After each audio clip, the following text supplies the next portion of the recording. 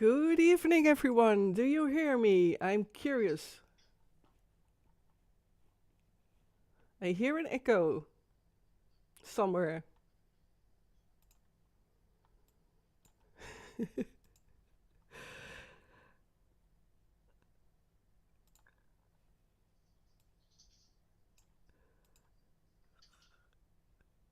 In a minute, we're starting.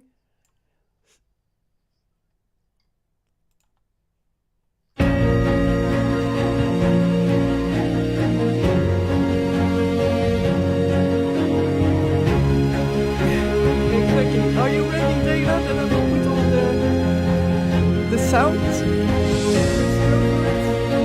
Okay.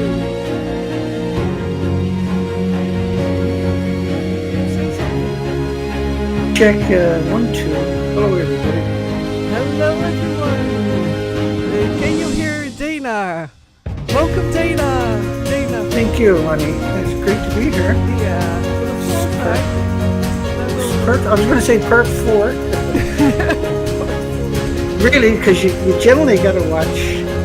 Once you get a handle on one of these shows, the right thing to do is watch all 4. Yeah, because probably the most important subject we'll ever see in history. Unless there's a big meteorite coming right at us. This is the most important story we'll ever see in history. Yeah, exactly. I will do an introduction now. Yeah, it's perfect. Sounds good. Is that okay? Hello, everyone. This is Dana Durnford from Canada, and he will do part 4. And I will let him do the talk further on mainly. But I like to everyone greetings. And Dana, by the way, many people already greet you in the chat here, and I hear the sound is good. So that's great. So I will leave it then, and please let me know in the feedback, dear people, if the sound is not clear enough or too loud. Everything works, Dana. Yep, we're a little earlier each time we show up. This time we showed up on time, I think, didn't we? Yeah. Wow. We started at 8 o'clock. I'm Okay. And as well, everyone, welcome also on Vivo and on InTheV and on YouTube channels and on Facebook and on Trovo as well. Welcome everyone. I do hear a background noise from your side, Dana. Fan blowing on. Well, I'll actually turn that off. Is there anything blowing? Yeah, I got everything in a little squeezed into a little tiny spot for it. Yeah, because that'll get it going. We're in a heat wave down there, and I got the air conditioners on this side, so I got that shut off, and then I decided to put the fan there, but it is kind of loud, isn't it, when it's up It is. in your face? Yeah, I hear now, by the way, the sound is louder than your voice. But let me know if it's now okay, a bit in balance. I did. Might check. Let me just change the settings once. Then might quieten it down. Is that a bit better? This is great. For me, this is great, and I hear you very well. Okay, good stuff. Hi, Yvonne, Sputniki, and Anja, they're the regulars also in Lobby Noble. Welcome everyone, and you can see now the chat right now. Practical for questions for Dana, and he loves questions. He loves tough questions, Dana. We like tough questions. Yeah, exactly. Don't bore me, but there is no stupid question. Exactly. And specifically about the subject. It's a difficult. Yeah. I'm sorry. Go ahead. I was just gonna recommend people. There's no such thing as a stupid question, and because it's a difficult subject. And so just when I start, I'm going to show you pictures of the reactors. Just a brief explanation of that. Then that'll help you when you ask me questions. If you're not familiar. Yeah. Already, right? Exactly. And I would suggest also when there are questions, if you have questions, to write them down for yourself to everyone who watches. And then in the last, well, oh, wait, no one sees you yet. Now they see you. So apologize. Oh, Hello, yeah. everyone. Yeah, we're now also with the video images, and the video is now playing as well. Well, this is live in a live stream. Things. Well, I leave it. Yeah, it usually takes a few minutes to get everything to do what it's supposed to do. Exactly. Oh, So well, before we start, Dana, again, yeah. I would like to ask to the people if they can hear you well, if the sound now is a bit imbalanced. So I will wait a few seconds because it's important, of course, that the sound is good. Yeah, it's super. So my sound is definitely coming in okay, right? Yeah, you sound very clear. Okay, good stuff. There's no more background noise. Oh, wait, I forgot one thing, I think. Wait, I have to check. Excellent. One moment, Dana. Yeah, If no, go I, ahead. yeah, okay. Well, actually, it worked fine because now, yes, everything runs now. All right. So I will do again this introduction very shortly. Welcome everyone, also on the Facebook pages of TVOP, because Dana, they just started to stream as well. So the streaming app needed a bit of time to Catch as up, well yeah. run, but now it runs. So we can start this live talk with Dana, part 4, and maybe you can introduce yourself a bit, Dana, for now. And Your voice is breaking up on my side. is it? Yeah, it's really bad. Oh, and you just hear me very well Now recent. you're perfect. Yeah. N- Now you're gone.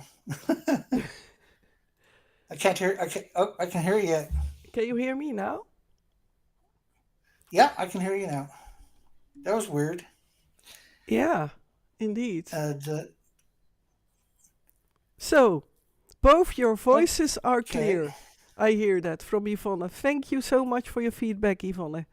So, Dana, I would say introduce yourself and then the subject for tonight. Is Fukushima tanks Japan's what they call wastewater? We're going to introduce you to that and show you the great deception that's going on. It's pretty impressive what the coordinated media and universities have got done. And we're going to have to run you through Fukushima, show you some pictures for 5 or 10 minutes, get you up, just in case you're not familiar with that subject. And order that way you'll understand the significance of the tanks and why we're focusing in on. And so, just because this is about nuclear, don't mean you can't comprehend it or you can't understand anything that's going on. It's really straightforward. And this is why they pretend over all the secrecy since the 50s and 40s around nuclear, because it's really a simple to understand what's going on. And they wanted to make a mystique, and then everybody was, there was everybody spying on each other back in the 40s and 50s. That never went away. And that industry needs people to spy upon to survive. And so if they can't find them, they'll make them. What we call control opposition is another part of that equation. But in order to justify certain jobs, they need a target, right? And I'm going to share screens with you. Oh, I got rid of the camera. That's not what we wanted. Let's share the screens, and so let's show you some pictures of Japan nuclear meltdown, because what's going on is really, really significant. So, And here we go. Hopefully, my screen is up there now. oh wait, you're not sharing yet. Wait. Oh, now, yes. Yep. Okay, so you Yep. can see a folder. Okay, so it's an interesting story. And it seems complicated, but it's not really that complicated. So Fukushima happened in 2011. There was detonations of the reactors. This was reactor one. This was March the 12th. The buildings you're looking at, one's right there. You can see the mouse, and the next one. The tall stacks are where they vent radiation every day for its lifetime from the fuel pools, which are still splitting the atoms. We might touch on that later. So reactor one was significant explosion that threw fuel rods at the top of the building were decades of reactor cores, and that's what you see. These are 190-foot tall buildings. So context, you can see how big the plume actually is. That's the fuel pools, and that's that building right there. Now the reactor core burned continuously for several days. It didn't stop burning, it went down into the earth in the proverbial China syndrome. And it's not going to come out in China, but it is gone down into the earth and it's cannibalizing. It's burning at 9,000 degree Fahrenheit temperatures, it's liquefied uranium core. But at the top of the building was six or eight reactor cores that are stored in fuel pools you have to replenish every day because this thing boils off the fuel pools. Each liter of water is trillions of anthropogenic man-made atoms. and and the reactor core had gone down into the earth. It's cannibalizing steel, rebar originally. It gets down to the earth, it's cannibalizing rocks and dirt and everything else. And it's atomizing and aerosoling and ionizing and radiating. And that's released in incredible plumes that might go on long past the human experience.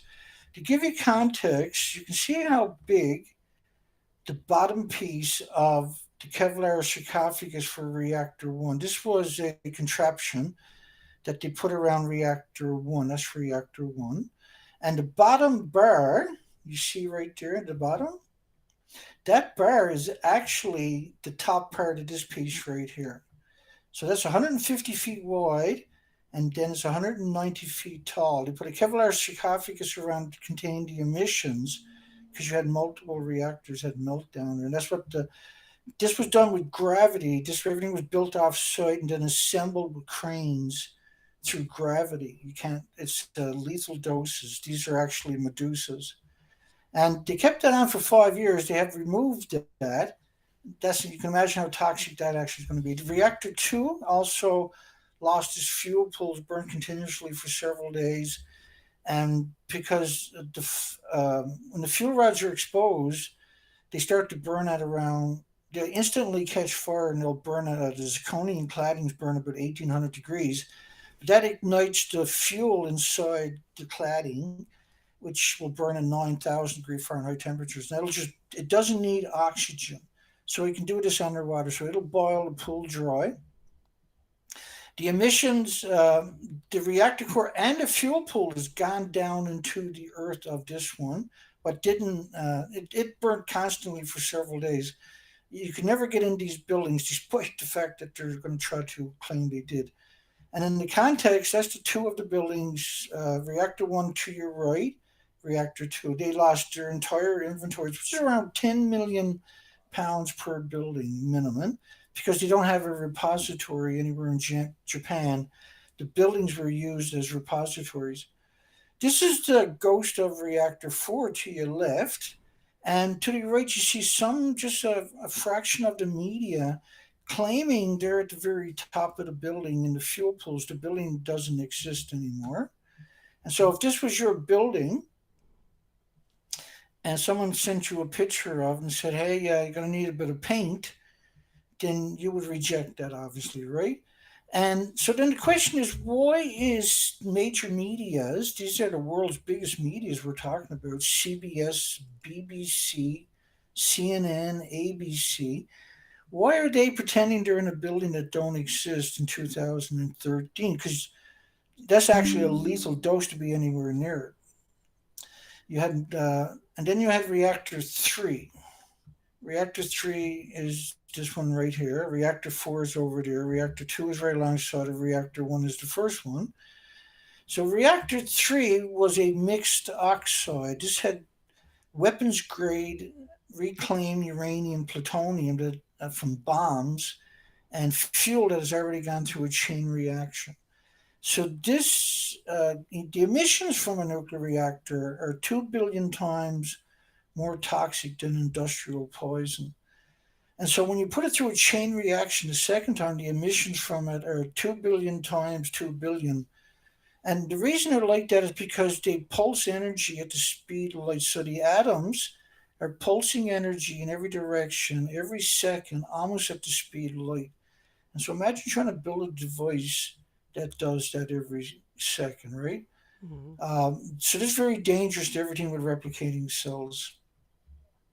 So to the right, they're pretending they're in reactor 3, and that's reactor 3 over here. So you seen them pretend they were in reactor 4, and now we've seen them pretending they're in reactor 3. And this was the contraption they built offsite, they brought it in. So why would they go through so much trouble when the building doesn't even exist anymore? And I'll show you the double pictures. So here's what the original stumps would have looked like. And these are the official pictures. The unofficial official pictures, I suppose. Um, okay, so those two stumps, if you stack them on top of each other,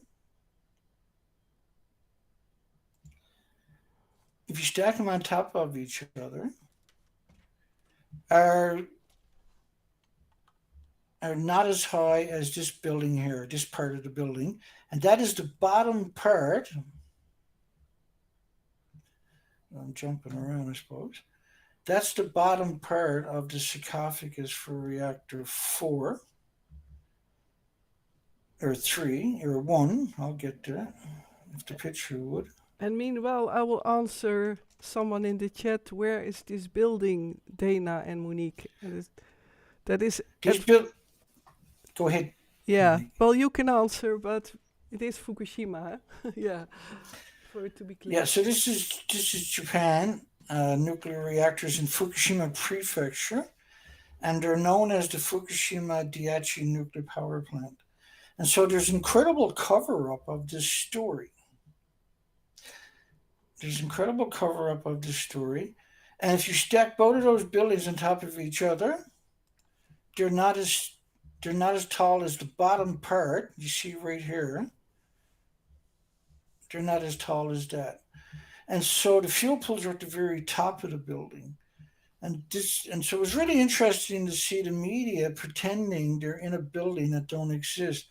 Then the question is, why would you do something like that? What would be the catalyst to pretend you're in a building that don't exist? Can I play a bit And the devil's advocate, like yes, that someone could say, like, yeah, that is to give exactly so the other way around, that it is yeah, to ridiculize, or to to put the other, how you say that, the distraction. You know what I mean? yeah, I'm just trying to find my way back to the screen. Your Yeah, of screen here course. now. I don't want to interrupt your story either. Huh? So No, I'm just introducing everybody to the story, and so that's okay. Which is where is it? It's in Japan. This happened in 2011, 12 years ago.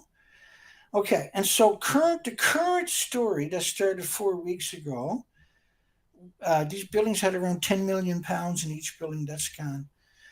So the official story, as of 3 weeks, almost 4 weeks ago, was that there's only 2.2 grams got out of the buildings, and don't worry because it's in 1,000 tanks. So it's very perplexing that they decided to go. Now, this is stories for the Asian countries. So Taiwan, South Korea in particular, Japan and China seems to be working together to perpetrate this particular lie.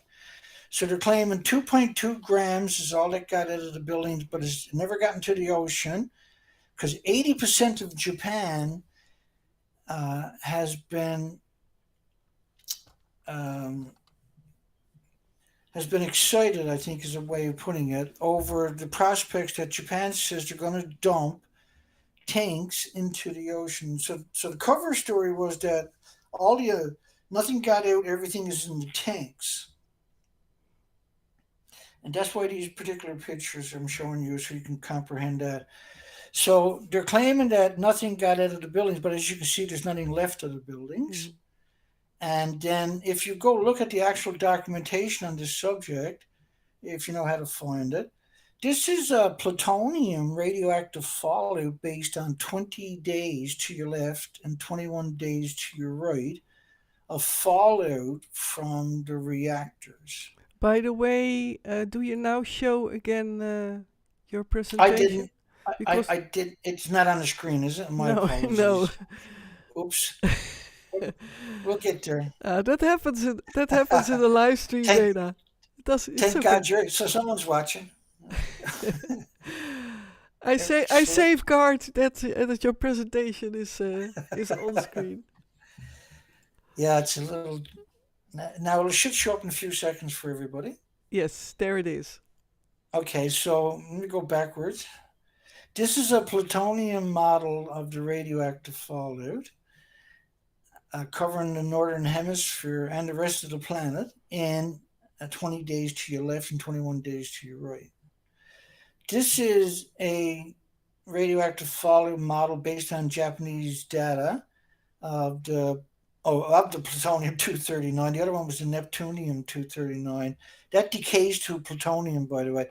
These are burn a hole through your lungs, and they sequester, particularly for children and insects and animals, in their bones and mutates their stem cells. And so, and now plutonium was named after the devil. And in the studies on the beagle dogs and the beagle puppies, there was quite a lot of, it's actually endless amount of studies on beagle dogs and beagle puppies where because beagles got a really big nose on them, right? They're notorious for having that big nose. So they get them to sniff the plutonium, and then after about 2 years, cancer will start showing up in 3 different places: in the lungs, in the kidneys, and in the bones. They'll all die in about 5 years from the initial exposure, and they'll usually all have multiple tumors in the kidneys, the lungs, and the bones. But the bones is usually the typical biggest killer of the dogs, is the bone. And so for children, you're talking about mutating all their stem cells. Now, because there's so much radioactivity in the fallout, 1,500 atoms of sulfur peroxide hydrogen buckyballs. There's 1,000,000 square meters of the xenon 133 per square meters, 20 million particles per liter of fallout of iodine 131. Just bear with me. 220 million atoms per liter of 129. And so what I'm doing for you is I'm just showing you this documentation of it covering the planet. And you really do got to consider all the different isotopes are plotted out with their own plumes. Cesium 137 covered North America. It was 1 to 10 million atoms per square meter. These are catastrophic numbers. And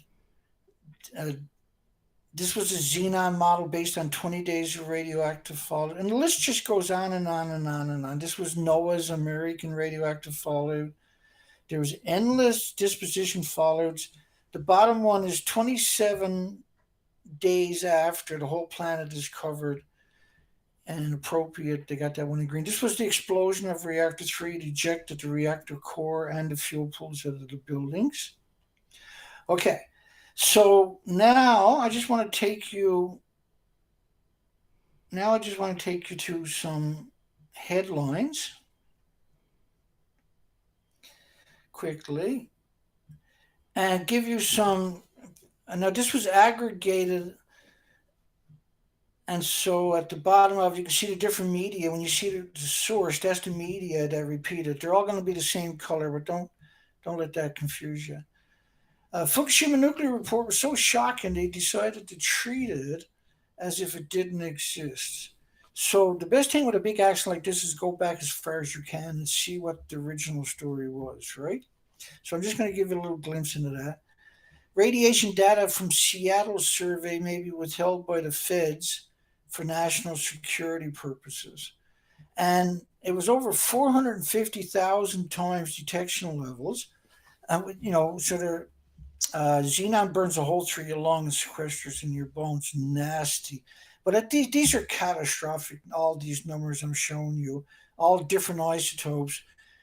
And so, but the official story now is 2.2 grams is all that got out of the building. So you've seen the reporters, if you've been here earlier, claiming they're in a building that don't exist. And so you have all these little facets, minutiae, these details. And that, even if you're not familiar with the subject, that'll get you up to speed pretty quick. Very high concentrations of hot particles. So a single hot particle will inflict, say, a cancer on you. But there's 1,800 diseases you got to worry about. It's not just cancer. There's multiple different types of cancers. Map shows fallout in the United States, but this would have been symmetrical worldwide. Is the best way, no matter which country is equating it with. Monique, can you see you're sharing the entire screen uh, on your side on those depictions? Mm, I think so. Let- Yeah. Yeah, Yeah, because you that mean gets it gets in the way of the words, does it? yeah, a bit. Yeah, the title you mean. Yeah. Yeah, okay. So that's why you'll see me, folks, changing the screen Ah, constantly. that's why. Yeah, now we see the whole title. Okay, map shows Fukushima fallout in the U.S. Radiation dose in Northeast Great Lakes were equal to the West Coast. I've done research expeditions on the West Coast for 6 years. For 6 years, and just one. And before we go any further, let me get you.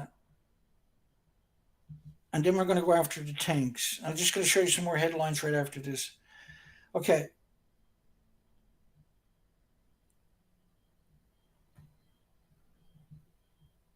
so I've done research expeditions for 6 years after Fukushima, and I was usually gone 4 to 5 months at a time.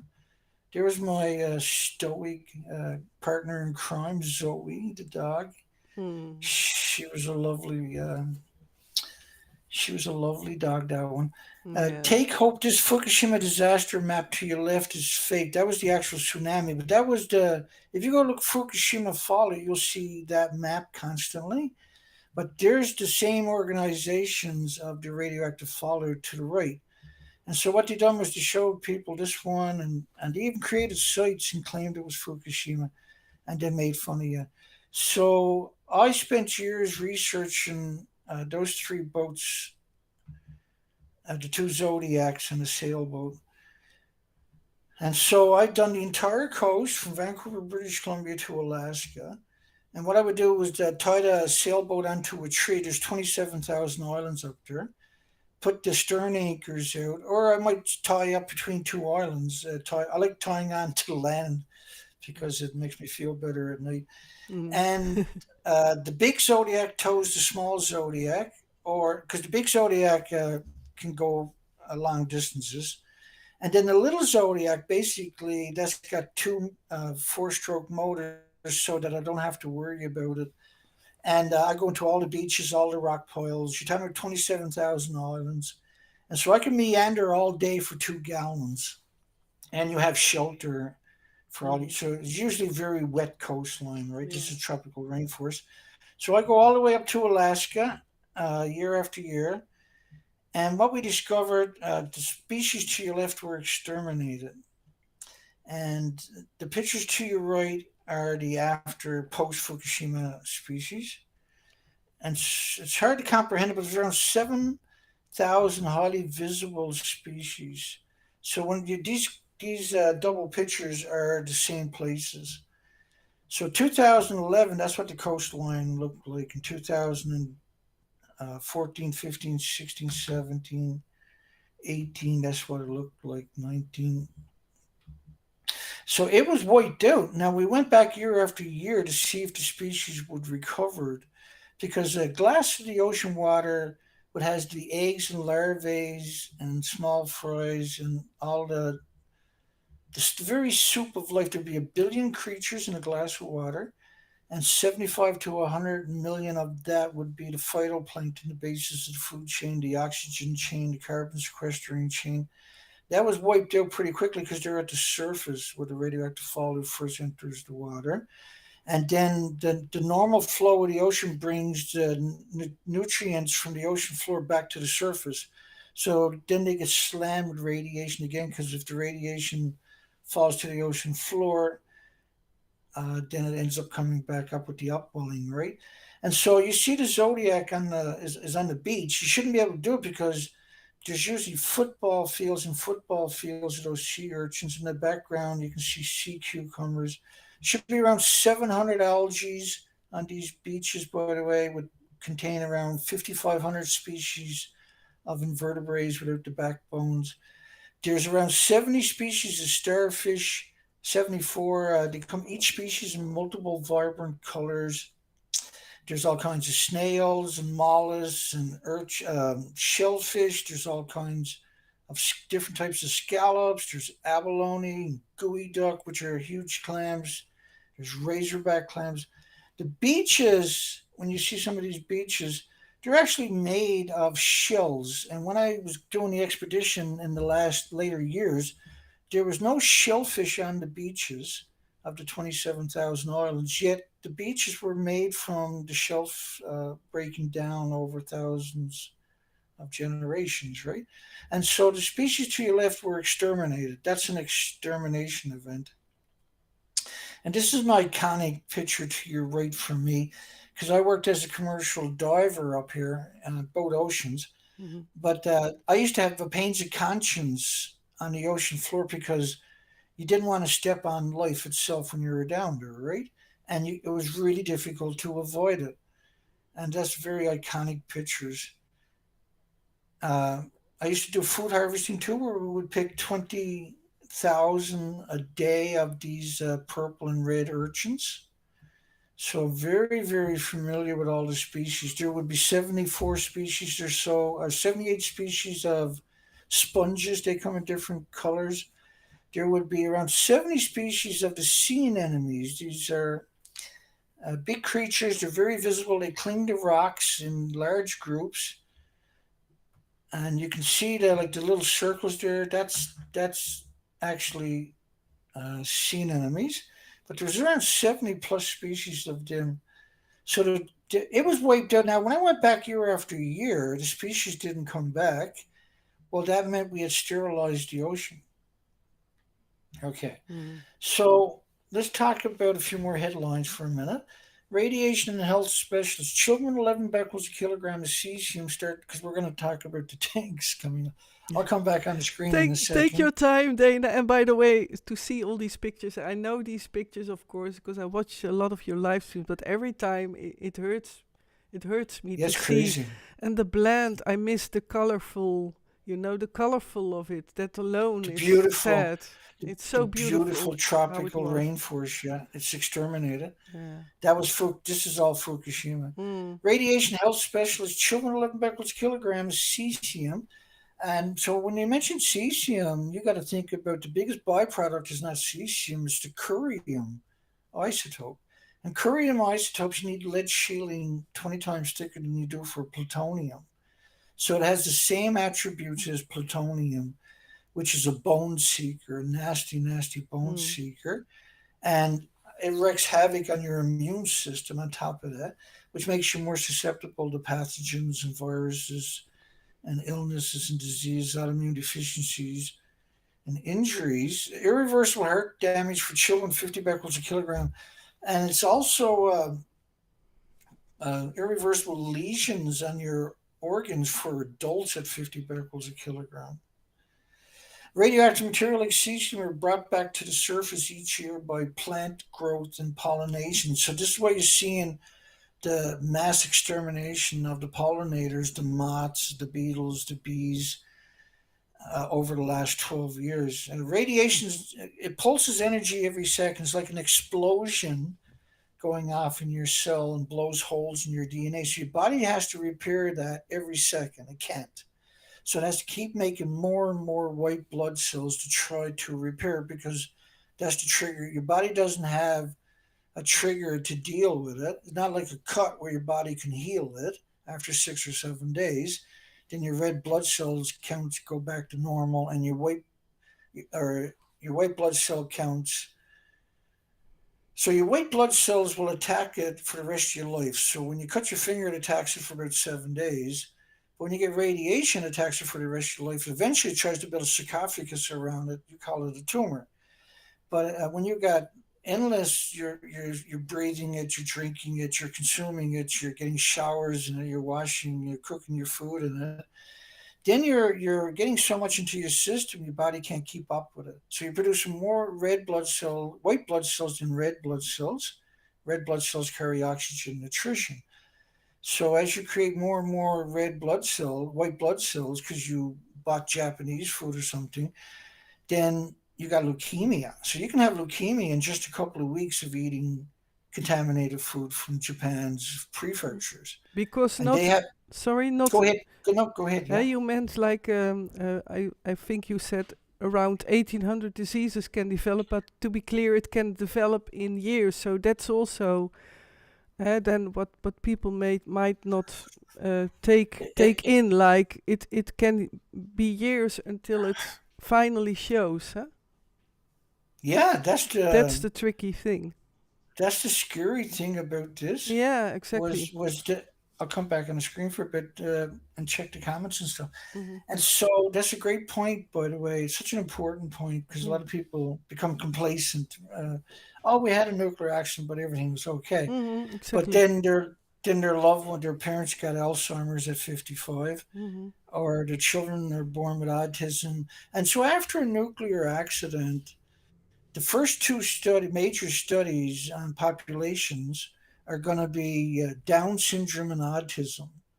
So 9 months after the accident, and every baby born after that is going to be. They're going to try to get the statistics to see if there's a discrepancy of more Down syndrome, more autism. They'll be looking, of course, for more diabetes, more. So there's 1,800 diseases. Let me run a little bit that into your brain so you can comprehend. So after nuclear accident, you shouldn't be looking for cancer because that's latent, but it doesn't hurt to look for it. But you shouldn't. You should be looking for heart, liver, lung, respiratory, pituitary, thyroid, adrenaline, Alzheimer's, dementia, autism, diabetes, Down syndrome, schizophrenia. So Alzheimer's and dementia, autism, schizophrenia, and Down syndrome. These are severe mental disorders, right? Mm. And so Alzheimer's and dementia, it's absurd mental disorders. And this is directly associated with nuclear fallout contamination. And another thing that they do after, like Chernobyl, for instance, because they know everybody in Europe got contaminated brutally. So they done sex ratio studies. Otherwise, they wouldn't waste their money. So they done the sex ratio studies of looking for more males being born than females, which is a sign the population got hit really hard.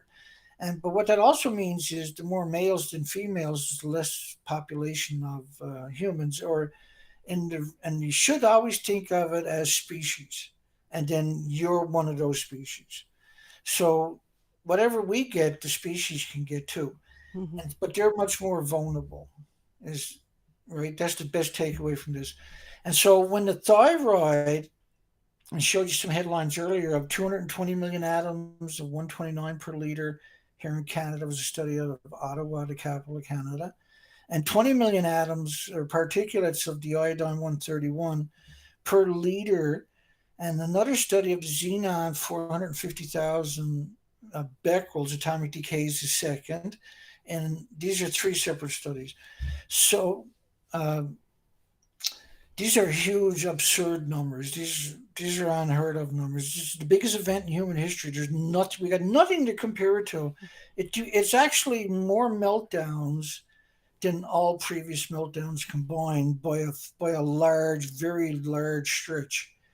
And it was very high volatile uranium, plutonium. This wasn't like wind scale in Chernobyl where it was graphite reactors. Chernobyl was a new reactor, and Chernobyl was bad. It's nothing compared to Fukushima, but Chernobyl was brutal. They closed 9,400 farms in Ireland and Scotland and the United Kingdom. Mhm. There's all kinds of studies for Netherlands, for Switzerland, for Norway, for like Latvia, the reindeer. You still can't eat the meat from the reindeer 36 years later because of Chernobyl. They closed down the freshwater in Sweden after Chernobyl for 30 years, freshwater fishing industry, like caviar and stuff like this. They they opened that up 7 years ago or something. I guess Mm. after Fukushima, they said to hell with it, right? Mhm. So the thyroid, so you got 450,000 atoms of the xenon 133. You had 220 million atoms in another study of iodine 129. You had 20 million atoms of iodine 131 in another study in Western Canada. And what that meant was that the thyroid glands of all the species, including humans, got saturated, and which means you're producing radioactive hormones. And the radioactive hormones, of course, your body is completely dependent upon the thyroid and the pituitary glands directing hormones out to where it's necessary for the body to do its normal function, because the body is pre-programmed, right? Mhm. So this stuff uh, gets assimilated into your body. It has the same attributes as natural, but it's actually man-made. And this is we describe it as anthropogenic man-made because it's not created by the sun. It's not created by the solar system. It's created here on Earth, and we don't have anything in the original periodic table.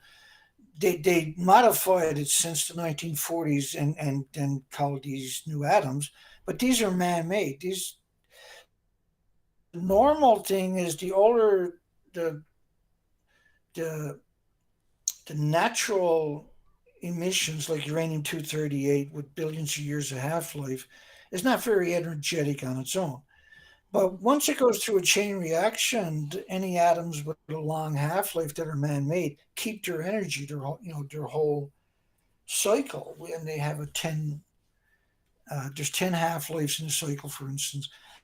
So they'll talk about iodine 129 with a 8-day half-life. It varies back and forth, 7 days, 8 days, 9 days. They don't really know anything, and it decays by 50%, say every 8 days. Well, Mhm. 80 days later, it's still radioactive, anthropogenic, man-made lead. Is not back to natural lead. It'll never get to natural lead. It'll always be anthropogenic. And that's a problem because you're creating so much for 80 years, it never goes away. And because you can't perceive it, you can't see it or smell it or taste it or hear it or feel it or touch it or perceive it, it seems benign and innocuous and harmless. But it's not, because it assimilates into your bodies, into your food supply, into your water. And what happens, even into your pharmaceuticals, because a lot of pharmaceuticals are coming from plants. And so there was a lot of studies. How do we get pharmaceuticals now that the northern hemisphere was covered in radioactive fallout?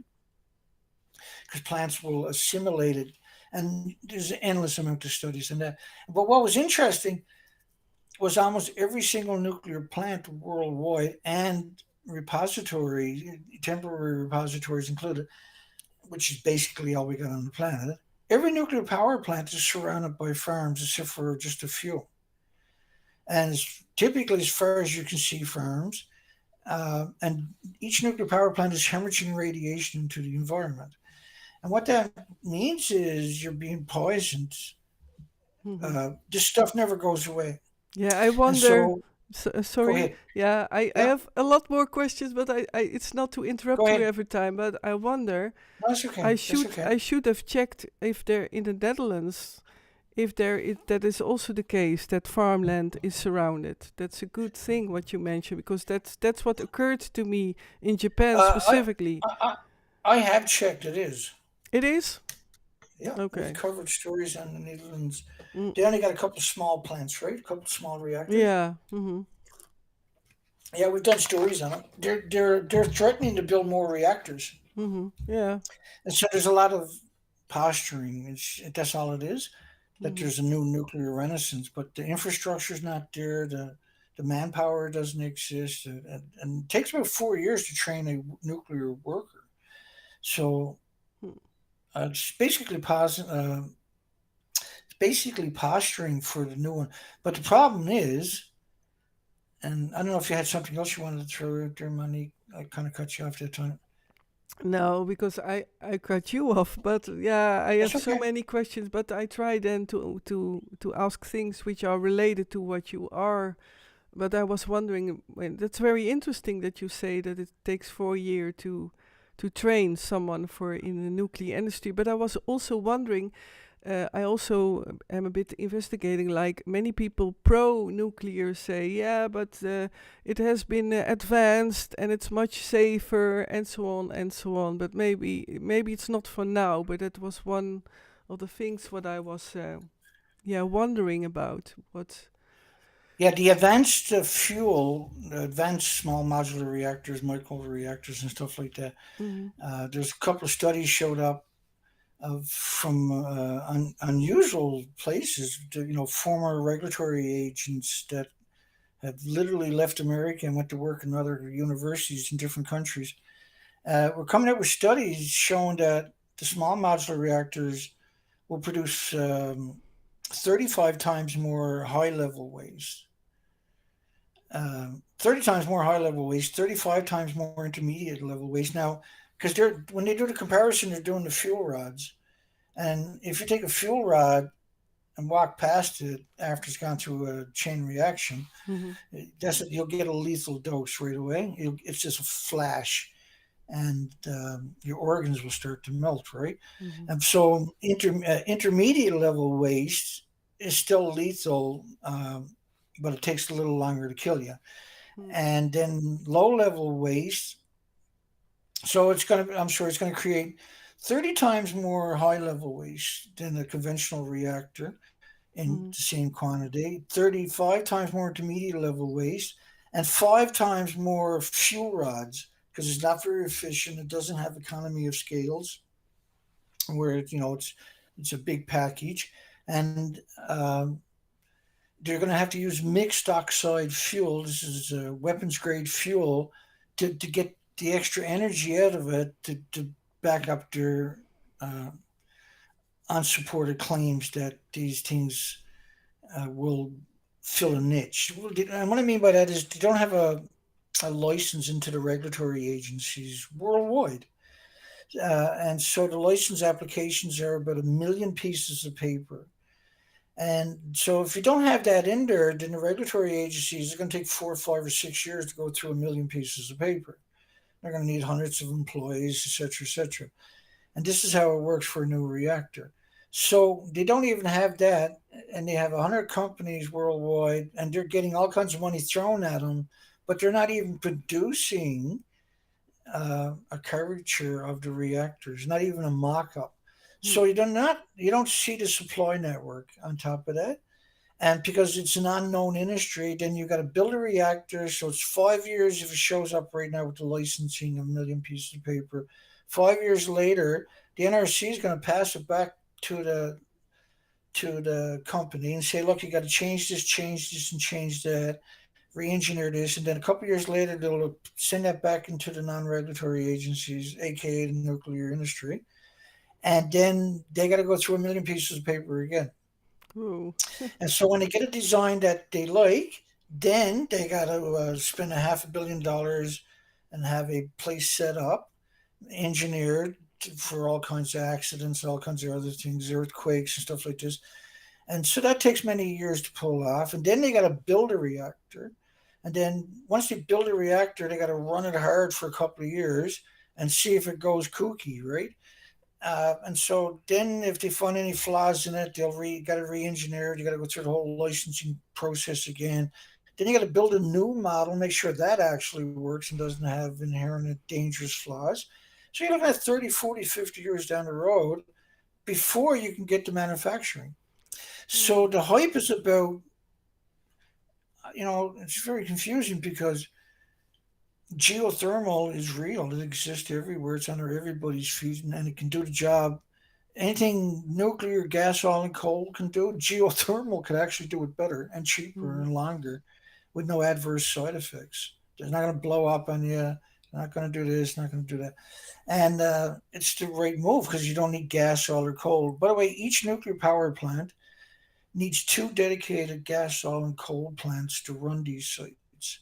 So when you try to, there's been a new mantra since 2015, since the Paris Accord in France, and I really no offense to any French people, but I really hate France's nuclear industry in Mhm. particular.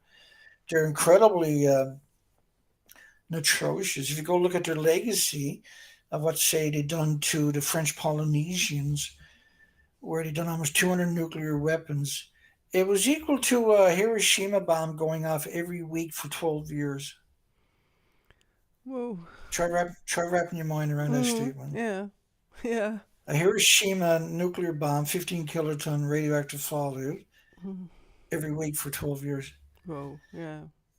That's crazy. So Mhm. worldwide, we've released roughly 36,000 Nagasaki bombs of which are 15 kiloton bombs. So if you broke all the nuclear weapons into 15 kilotons, then that's 36,000 Nagasaki bombs.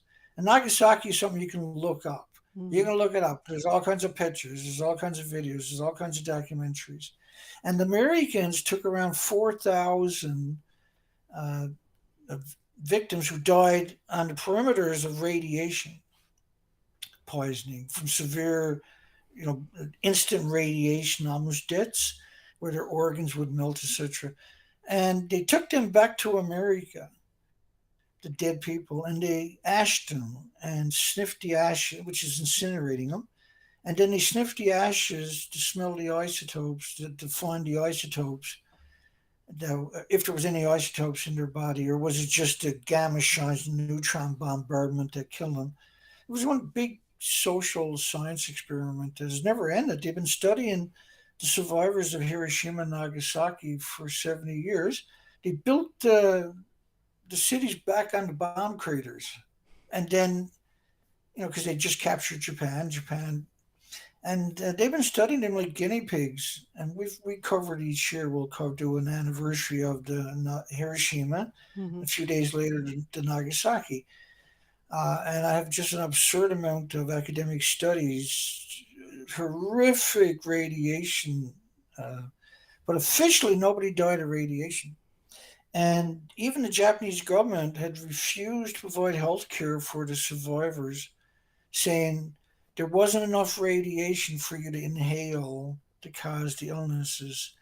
Now, the difference, recently here in North America, in the United States, I'm in Canada, but in the United States in Hanford, last year there was a ruling that ended up in the Supreme Court where there was a court case ended up in the Supreme Court that there was a lot of pains of conscience going on in Hanford Nuclear uh, Legacy Manhattan Project site where they made a lot of plutonium for the nuclear bombs. And so if you worked there for 8 hours, you're entitled to a pension. Doesn't matter if you worked there 70 years ago for a lousy 8 hours and you got sick, you don't have to prove you got sick there. You had to work there for 8 hours.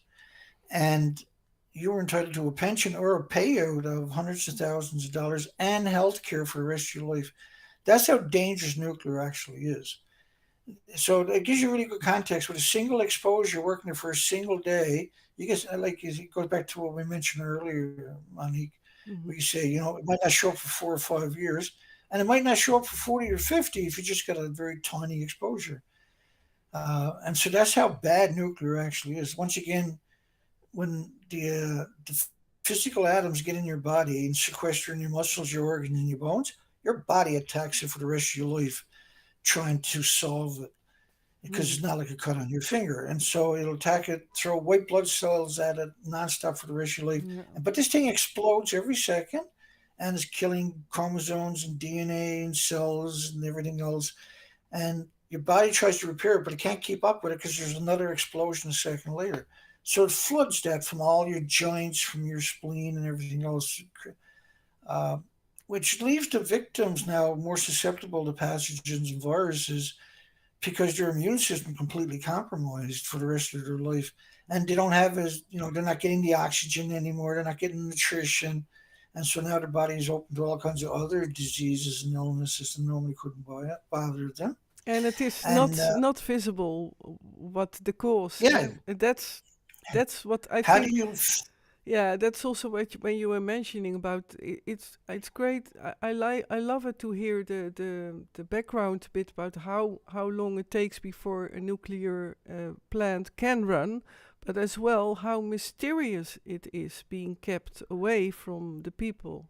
That is what also occurs to It's me. incredible. It's a That's mysterious. incredible. Yeah. It's a shell game they've been playing.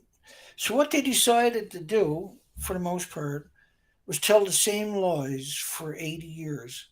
So if you look at each administration, each generation of academics, they're going to tell you the same lie. And the lies are basically that man made nuclear is like a banana, or man made nuclear is like potassium in a potato chip, or man made nuclear is like climbing up in a mountain. And the idea is to confuse you and conflate it, to equate it with something that's natural.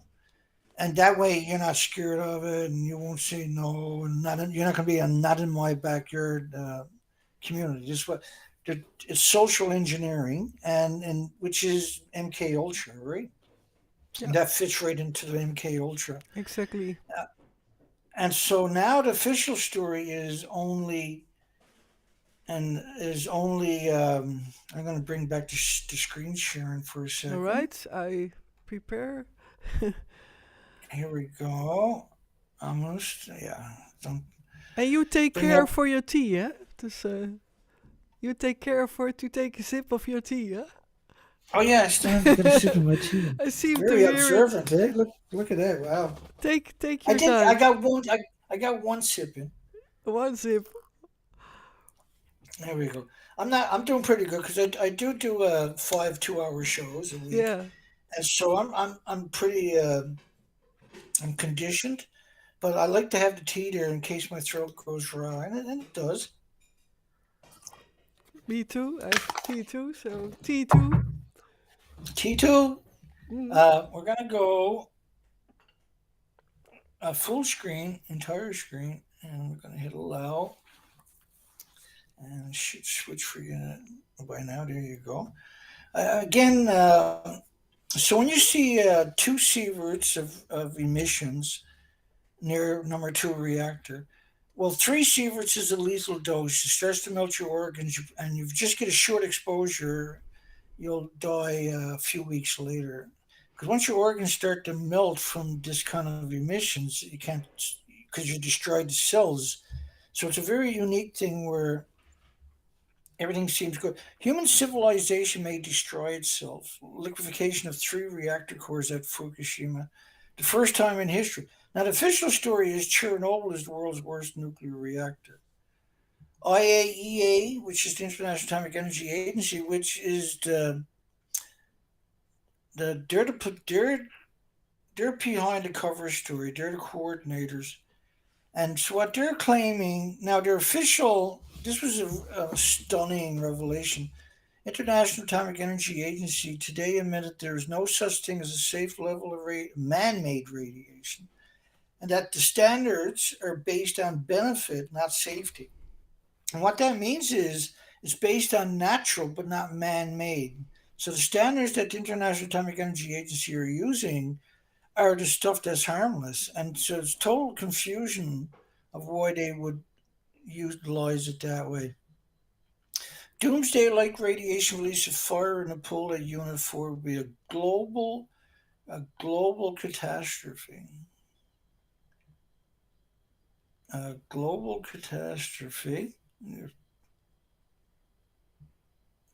I smurfed this up already. Hang on. Doesn't matter. And Oh, meanwhile, while you searching, maybe someone would maybe have the question, where do you get your information? That's a trusted source. I know, of course, but maybe you can a bit um, talk about that. But where you have your where. trusted sources. Where do I get my trusted sources? Mhm. Yeah, good luck.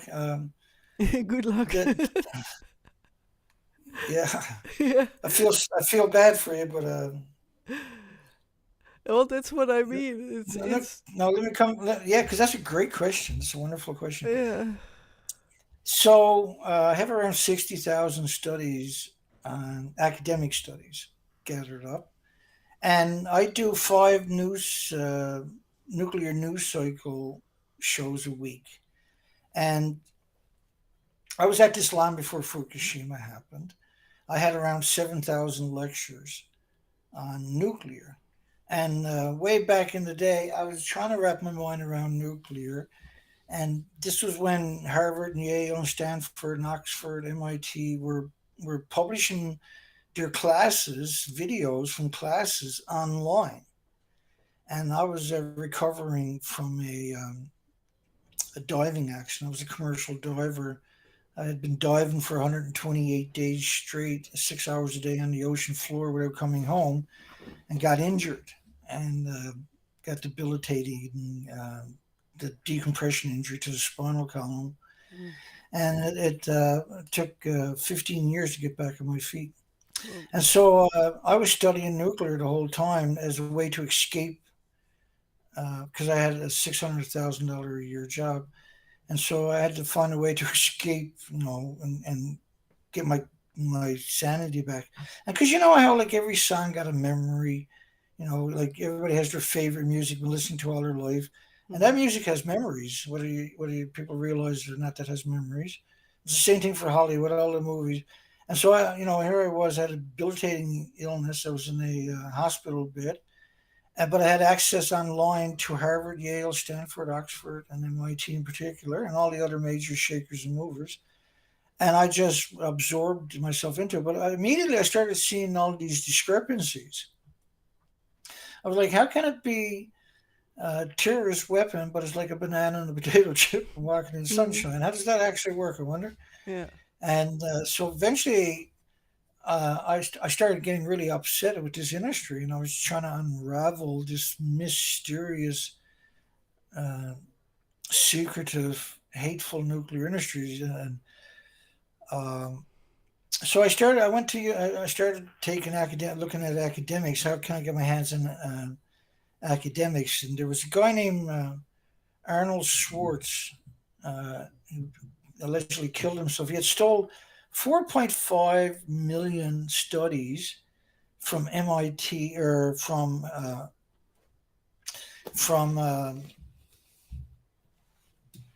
can't even remember the names of the publishers, and I finally lost me my Alzheimer's finally kicking in, I guess. Um, Elsevier, Springer, and Wiley, the three biggest publishers, they got around 20,000 journals. Mhm. And so the universities will publish, each class of students are publishing studies. They go beyond a paywall, which is known as Elsevier, Springer, and Wiley. And these publishers now, and if you want to see it, you paid for it. Taxpayers paid for around 4 million studies a year, and in North America, say for instance, and but they go beyond a paywall. Elsewhere, Springer and Wiley somehow got the exclusive rights to all these studies. So a lot of studies are repeated, even though they're available. So what a university does is they'll buy a lot, like a little square of studies from one of the journals, and they'll pay $2 million, and all the students can access those particular studies. But they don't got access to the whole archive of Elsevier, Springer, and Wiley, which and even the own university studies, they don't got access to the studies. Once it's published, now it's beyond a paywall, and the university has to pay to see their own study, so to speak. So it's backwards, obviously, right? and only the people in the know then can benefit off this and direct it because nobody understands the big pictures. How many studies are done on this? But the majority of studies are on nuclear and associated things with nuclear, and it's stunning.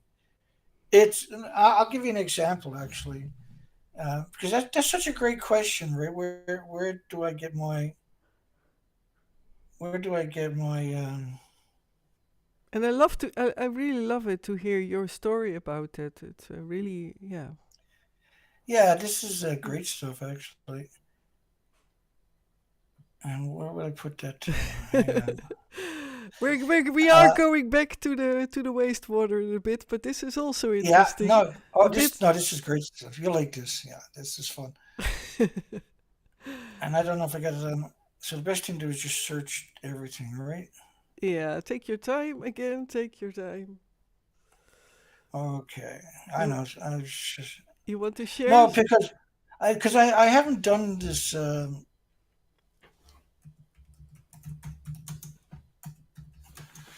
I got a folder there with 500 studies in Fukushima. I best look for 500. Hang on. I put you on another This track. yeah, no, this is word. This uh, will help explain how many facets mhm. that you actually got to consider. Mhm. Oh, here we go. And this is the nuttiest thing you're ever going to see, by the way. And I'm going to share screen in a second with you. And so the average person thinks We don't about, see yet things, so no, I'm gonna, I got to bring up the screen share. Here we go. We're almost ready. Screen share. Thank you for mentioning that, Tom, because I know last time we done it at least I think two or three times anyway. Allow. And we uh, should be. You are sharing an entire screen right yep, now. yep. You're sharing. Okay.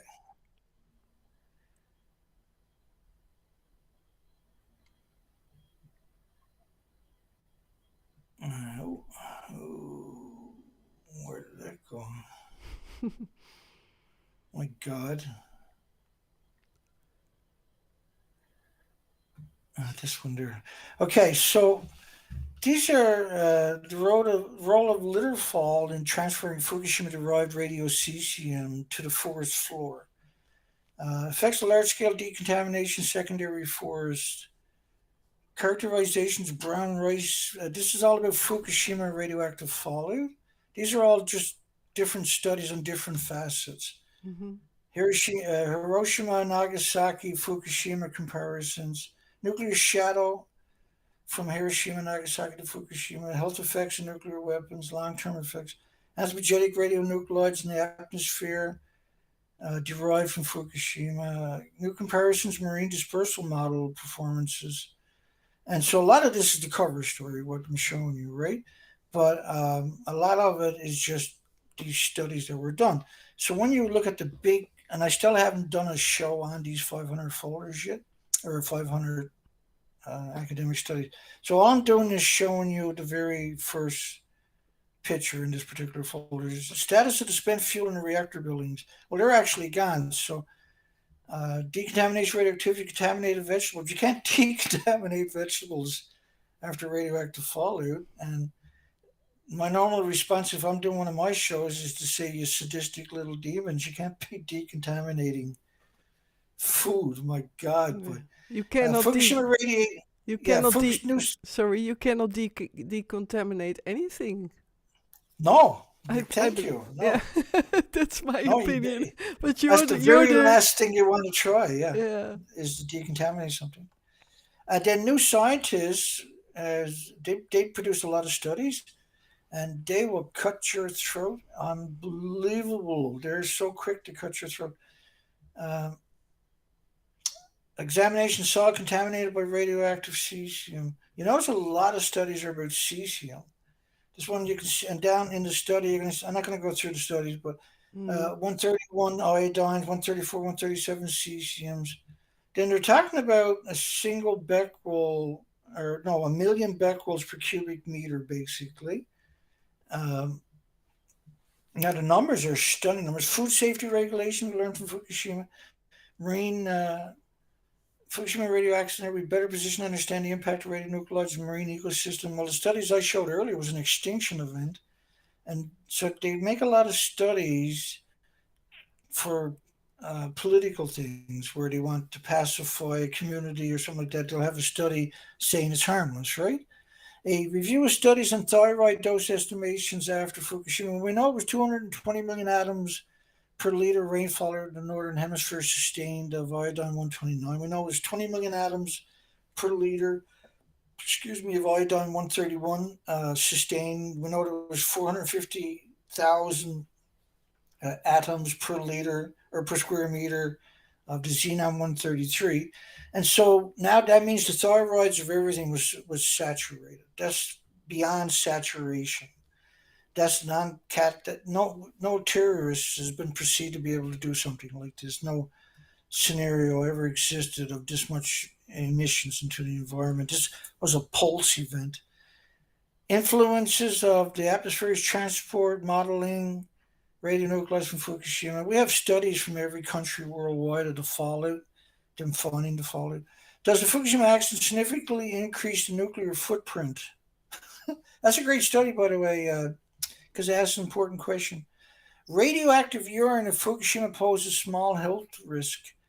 Well, it was something like 9 out of 10 children in Chiba, right alongside of Tokyo, 200 plus kilometers away, had radioactive cesium in the urine.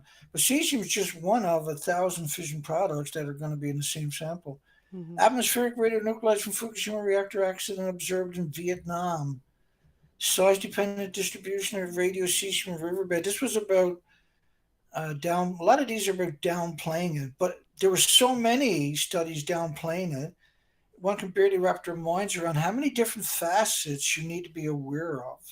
Safety goals for seismic tsunami risk, lessons learned from Fukushima. What students think about nuclear radiation before and after, reducing barriers to radioactive solar radiation. And I'll just flash. That's annoying that it does that. I don't know why the Windows 11 does that. Mm. Distribution on the seafloor near Fukushima misrepresent thyroid risk of thyroid cancers. And the people that were doing the peer review studies were notorious pumps for the nuclear industry. And so there was so much radiation in children. It was 13,646 out of 40,000 children had thyroid tumors of, say, 2 centimeters. And these are, like, they call them nodes and cysts and everything, but they're actually tumors because the thyroid's only 3 by 5 centimeters. And so if you got a 2 centimeter bump, that's almost half the size of your thyroid, for goodness sake. See? Hmm. And so they're very dishonest. Evidence of the 131 iodine cesium activities in France due to Fukushima. Assessments of cesium absorbed to suspend in reservoirs in contaminated Fukushima regions.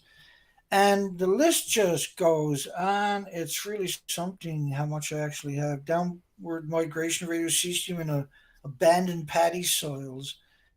Radiation exposure to marine biota in the areas of Fukushima. Like, these are catastrophic numbers, by the way, we're talking about. Anywhere within a 70-kilometer range of these disease factories is catastrophic numbers. Mm. Trust in the U.S. Department of Energy, which, you have to be insane to trust the nuclear industry, Department of Energy for America. Their job is to promote nuclear and, to pass out money to promote it. Predicting sediment cesium discharge from catchments in eastern Fukushima. Releases xenon from Fukushima. I showed you earlier 450,000 becquerels just in one study in the northern hemisphere, which was in Seattle. Independent report praises Fukushima staff, slams TEPCO. TEPCO should have been cannibalized and got rid of right away. They're just a corporation. So TEPCO is left in charge, so you don't blame the nuclear industry, you blame TEPCO. They said Koreans claimed they cleaned up gold, or achieved their cleanup goals at Fukushima. You won't clean Fukushima for thousands of years, for goodness sakes. Fukushima is hemorrhaging into the environment. Japan will build a wall of ice. So why wouldn't you build a real wall that cost 320 million? And allegedly, there was 260,000 people worked on the ice wall. That didn't work. And if you divide 260,000 into 320 million, this is around $1,100 for each person if you don't build the wall. So total fabrication of every facet of the story. Extensive studies, concentration, particulate dissolved cesium from Fukushima and various river systems, relationships. But officially, the news story is only 2.2 grams got out, and that Mm-hmm. showed up a little over 3 weeks ago. Atmospheric oceanic impacts over 5 years. And so, what's interesting was I'd done the studies for 6 years on the ocean, boots on the ground, field studies. And I was on the ocean, I wouldn't come home. I was going from one end, from Vancouver, British Columbia, Canada to Alaska, United States, multiple times a year and stay out there for 4 or 5 months looking for the species. Species were wiped out. And so we live in this world of denial.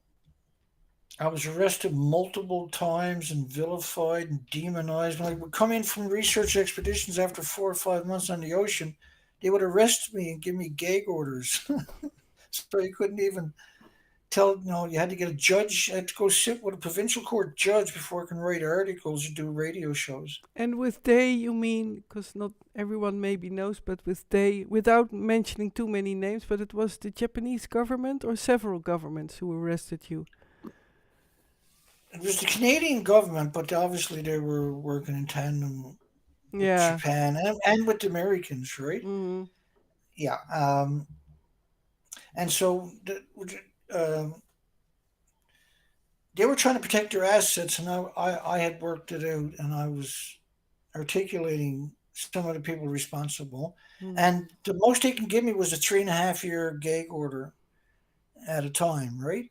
And Mm-hmm. so the the judge asked the prosecutor, "What's the most we can give him for the gag order?" And the prosecutor said 3.5 years, and the judge, three and a Mm. half years it is.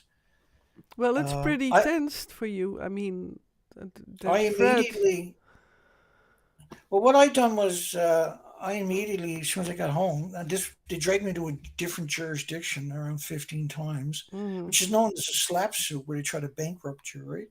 Take you out of your jurisdiction. You have to take two ferries. You have to drive several hundred miles. Got to get a hotel room. Blah blah blah blah blah. Mm-hmm. And so once it was all said and done, I went to a provincial court judge and asked for an appointment. And then I got that judge then to lift most of the restrictions they had against me so I can go back and do research. Gosh. And they were furious. They were trying to get me back in court and reinstate all the restrictions. They literally tried to shut me down. Mm-hmm. And the local provincial court judge refused to shut me down. And it just shows you, right, that this hubris, arrogance, this pompous it's a generational thing because you probably heard everybody probably heard this version of how some systems work, right? If you go back to the 40s, say 1942, with Americans nuclear industry, very secretive, right? He had thousands and thousands and thousands of spies, and then he had thousands and thousands of super spies spying on the spies, and the spies were spying on the scientists, right? The Mm-hmm. scientists were spying on the underlings and the lab helpers and the Sally Ants, and the secrecy never ever that they they were so secretive. They were afraid to go to a local club in a different community and pick up a partner, right? Find looking for a partner. So what they started inbreeding, marrying each other, and their children were almost predestined to marry each other, and they were like keep it in the family, and Mm-hmm. so that's been going on for 80 years. This inbreeding. And the current generation of the employees, they're all, their whole lineage, their legacy, their great, great, great, great grandpappies and grandparents worked in the nuclear industry. And that's how they had bursaries put aside so their children can get an education, take over their jobs. And they done the same thing. And the next generation, the next administrations, they all done the same thing. And so what we got is this incredible inbreeding going on in the nuclear industry. And the current generation are completely heartless. They got humanity's bred out of them, and they feel like they're entitled, to kill the planet. Complete disregard Mm. for all species, and particularly themselves and their loved ones, Yeah, it because sounds. nobody's safe, right? I recognize it from my own MK Ultra past and the people I was with. Exactly, it's exactly the same. That's why they can keep it secret for so long.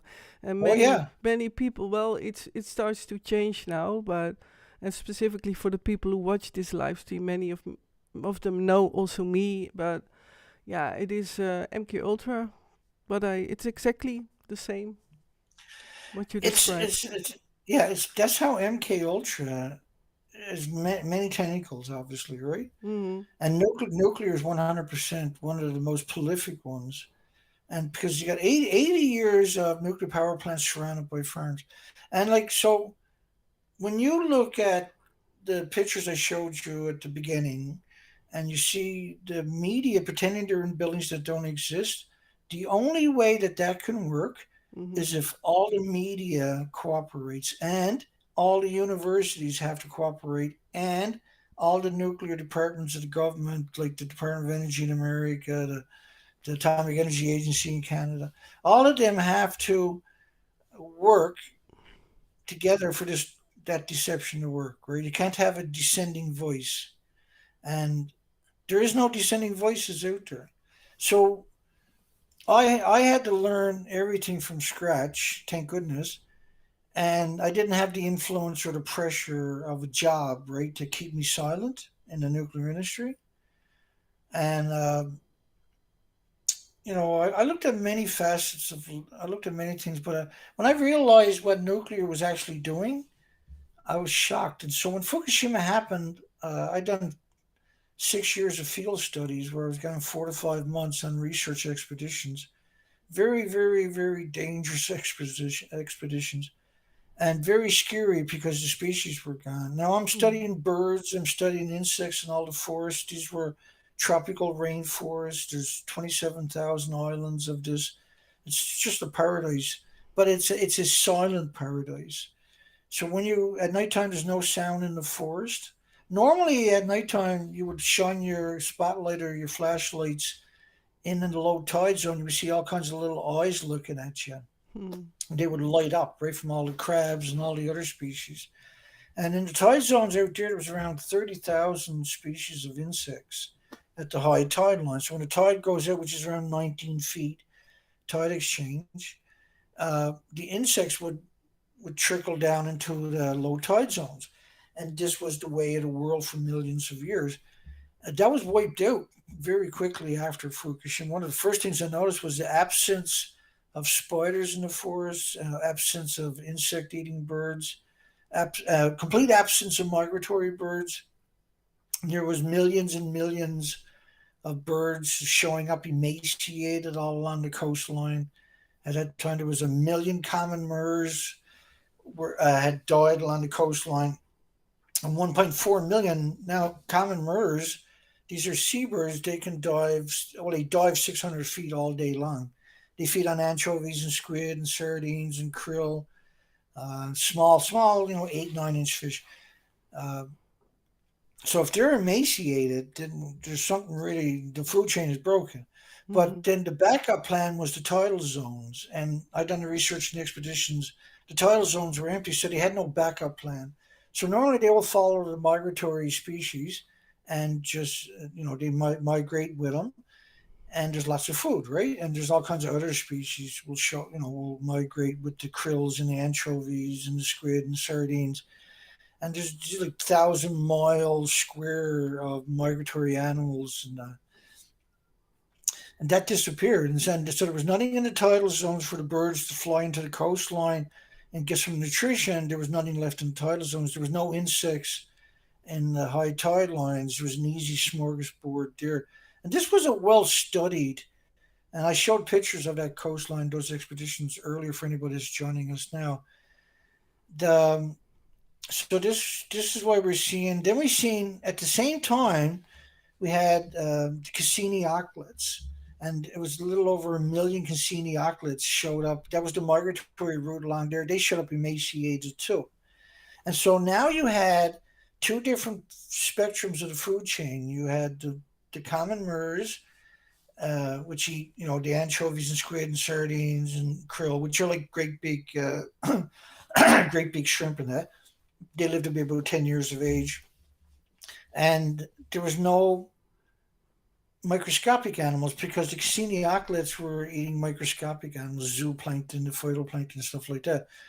And so that was bizarre. Now you got two different spectrums. Now we just seen the same thing over the last couple of years here on the East Coast, where we had a mass die off of the mers, the turs, the common thick-billed mers, and at the same time was the dovekites, which are microscopic eaters. And so you had both species, which the first three species they eat anchovies and squid and sardines and squid and fish 8 or 9 inches long. But the other species, this was in April of last year, and I went on a research expedition. The first night was freezing rain. Everything was covered in a sheet ice the next morning. Mhm. But you had to die off for 600 miles of the coastline. And so I took off and I camped out because you got to be on ground zero. When I woke up and I had the quad and all the equipment and everything was covered and ice was amazing. And so I hit every community, talked to every grocery shop, talked to every gas station, all these little communities, and got the consensus. And the consensus was everything was emaciated. And the next night was a snowstorm. And I woke up the next morning and you had like 7, 8, 9 inches of snow or something. And then the next night was a windstorm. So I spent 3 days there. It was hellish, but we got the data. And a month later, the die-offs were still going on. They flipped the switch and now said it was the bird flu. And then what happened was, though, there was descending voices in the middle of all this. Communities were doing independent testing with their own national laboratories, and they weren't finding the bird flu. They were finding the birds were still emaciated.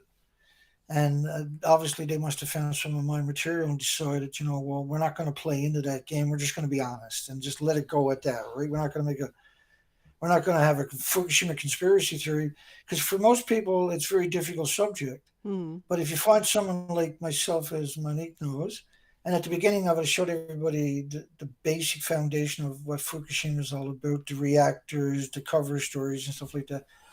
And so they covered it up.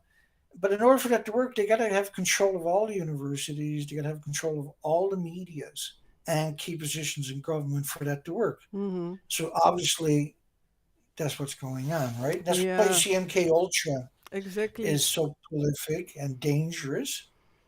Mhm. Um, do we have any questions? I see the word question above. Yeah, well, I was thinking of maybe someone, and I remember Sunbeam Sting, by the way, also your question, because she has also a question for you later on, so I will mention that. But I saw also something, question above, Sunbeam Sting. So there is a question from someone. Yep. Did you? One. I didn't see come by a question, but maybe I oversaw.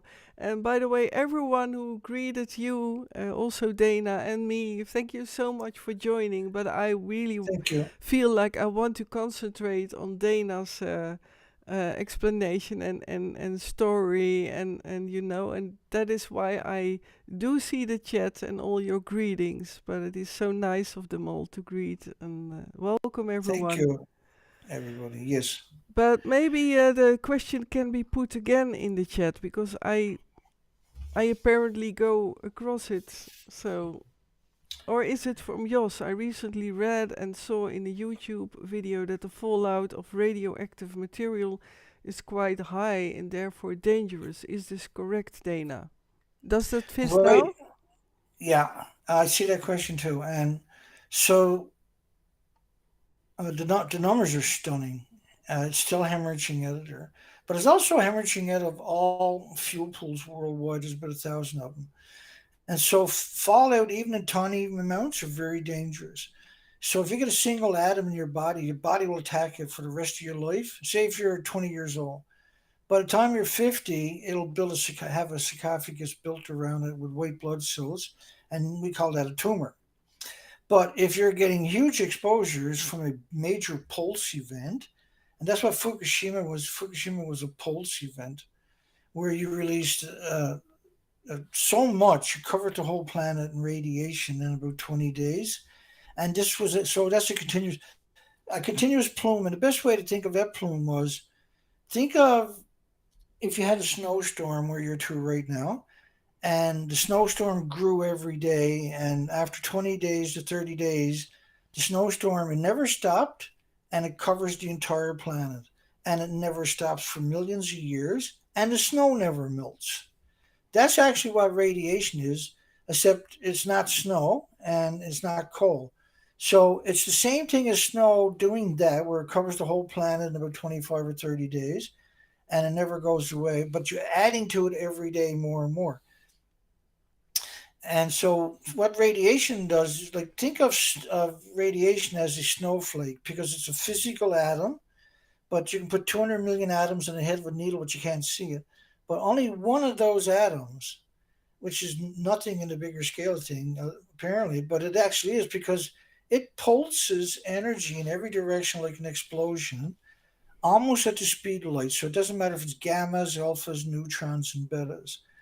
So you got this invisible snowstorm covering the planet of radiation, pulsing energy every second.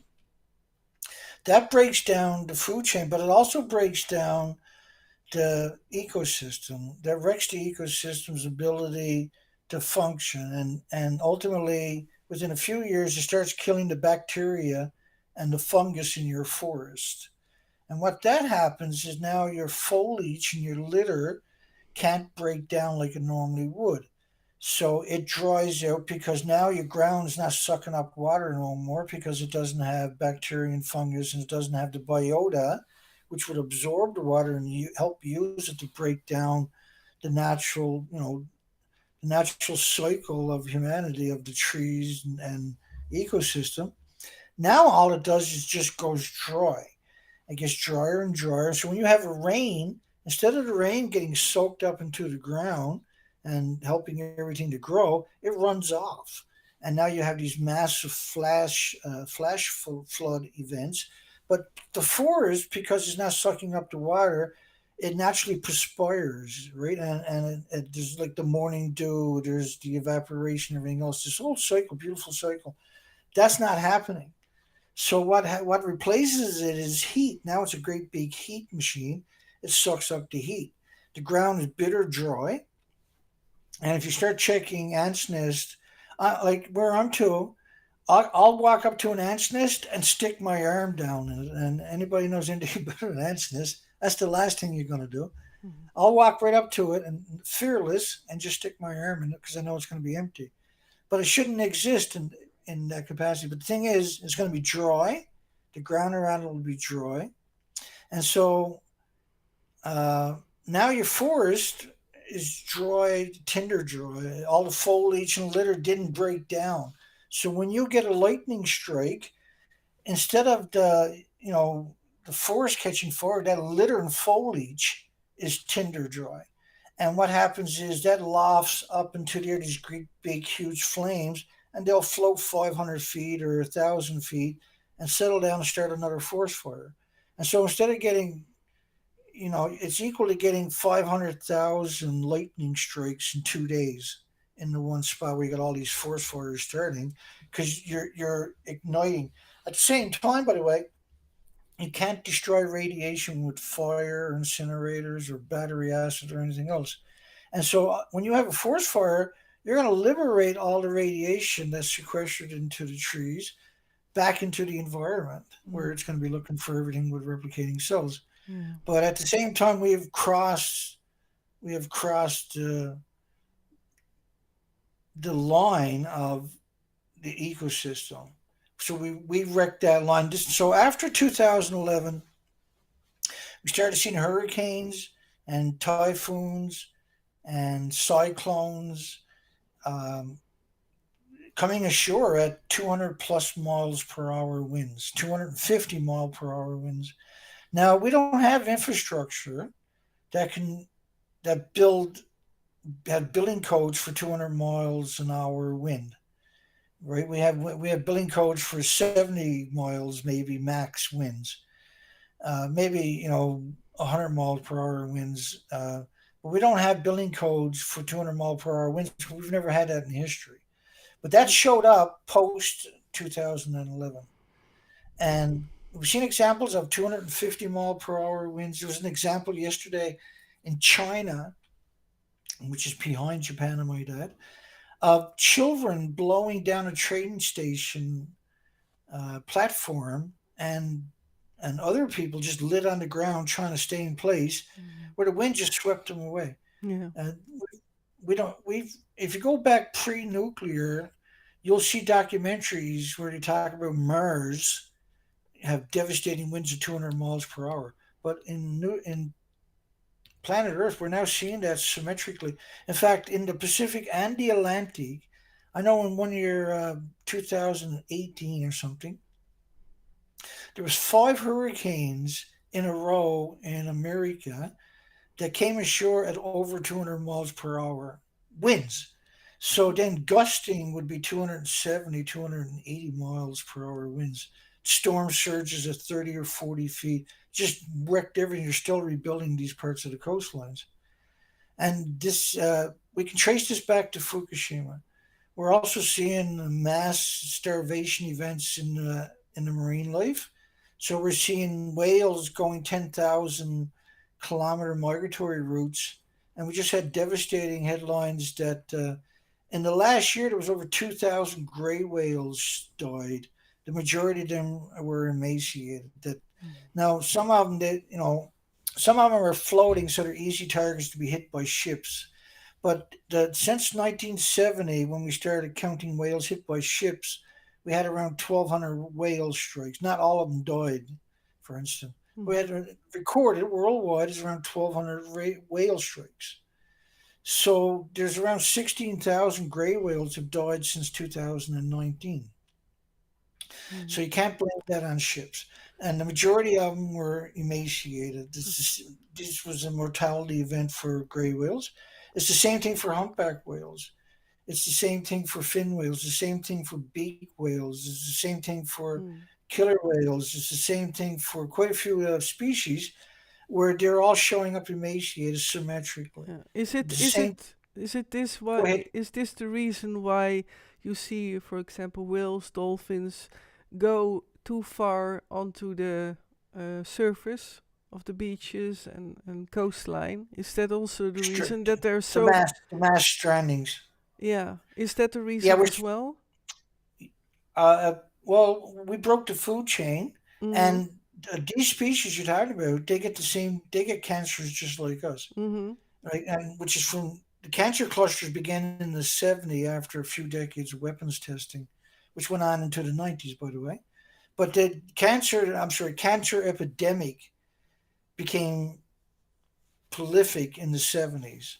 And this, there's Steinglass, quite a few academics have directly related that to the weapons testing, which is a nuclear weapons war.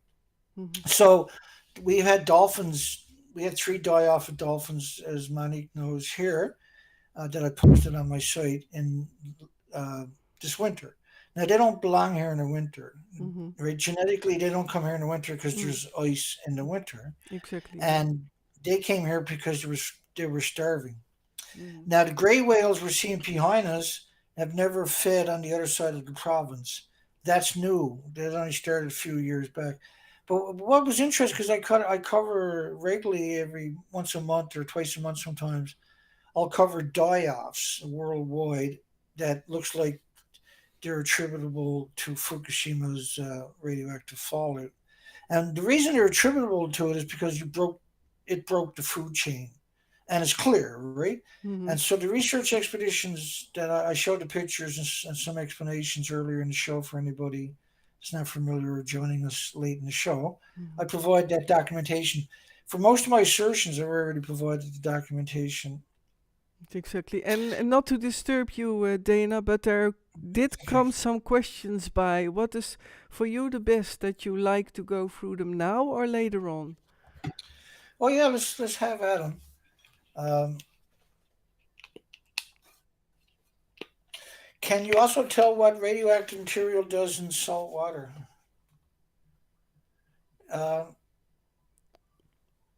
yeah, I'm gonna share the screen with you. But what's the next question?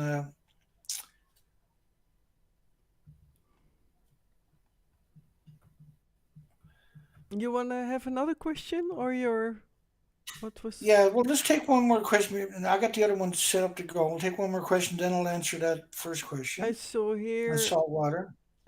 another one. That was not so far. We do now another follow up.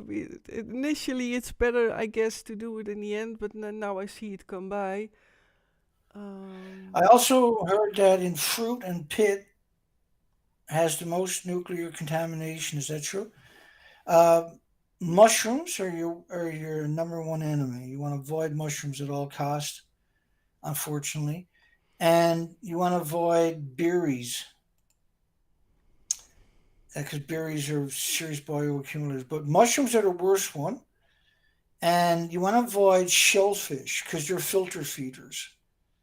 And so a shellfish will, same quantity, will have about 125,000 times more radiation than a fish because uh,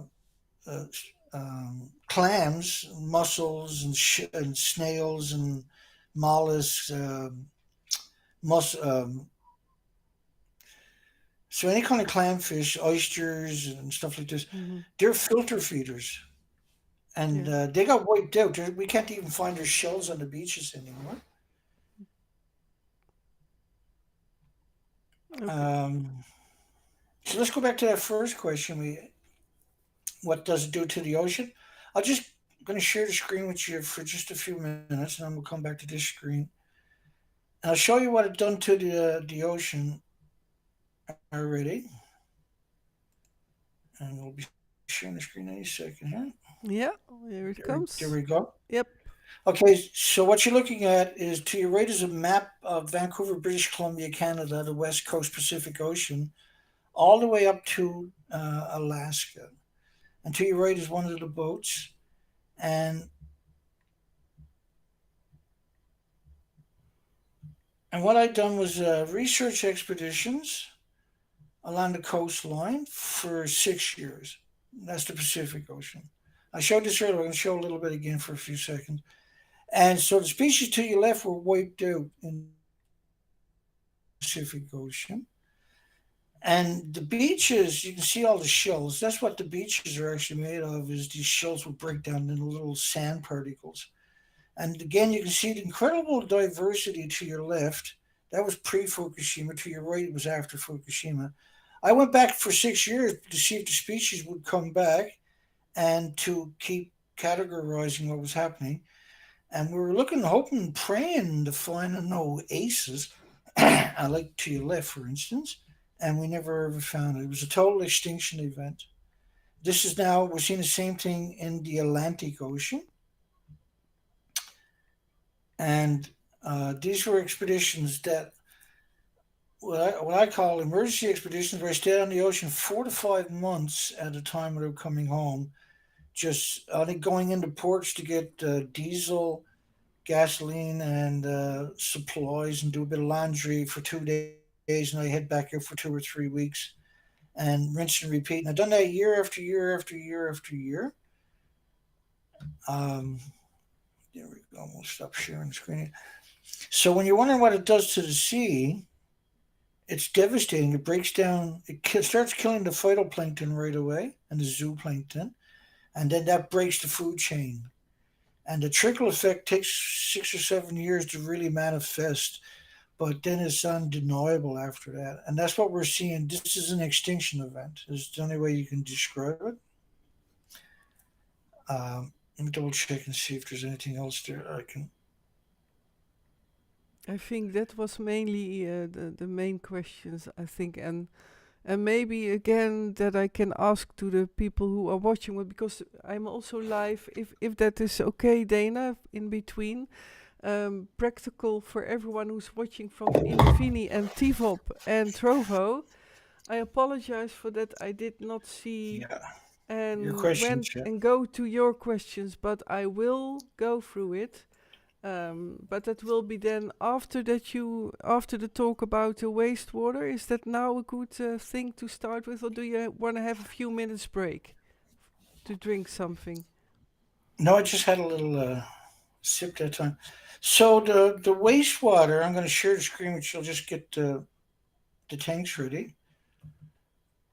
So what they done was, in order to pretend that they weren't at fault, where am I to here? I'm just bring up the screen sharing. This only takes a minute, and then we'll come back to this screen again. Here we go. We'll be sharing screen in about three, two, one. And yep. There we go. We're up. Okay. Oh, that's not the one. And so the tanks. So for the last 4 weeks, they've been claiming a bizarre story for Asian countries where they're claiming this. What you're looking to right now is reactor 3 to your left and reactor 4, the ghost of them, the stumps of them, to your right. And they're claiming these now, they had around 10 million pounds each. That's all gone of uranium plutonium, which is the biggest release in human history, by the way, that we know about, unfortunately. Uh, they're claiming only 2.2 grams got out of the 4 reactor buildings. This is just 2 of them.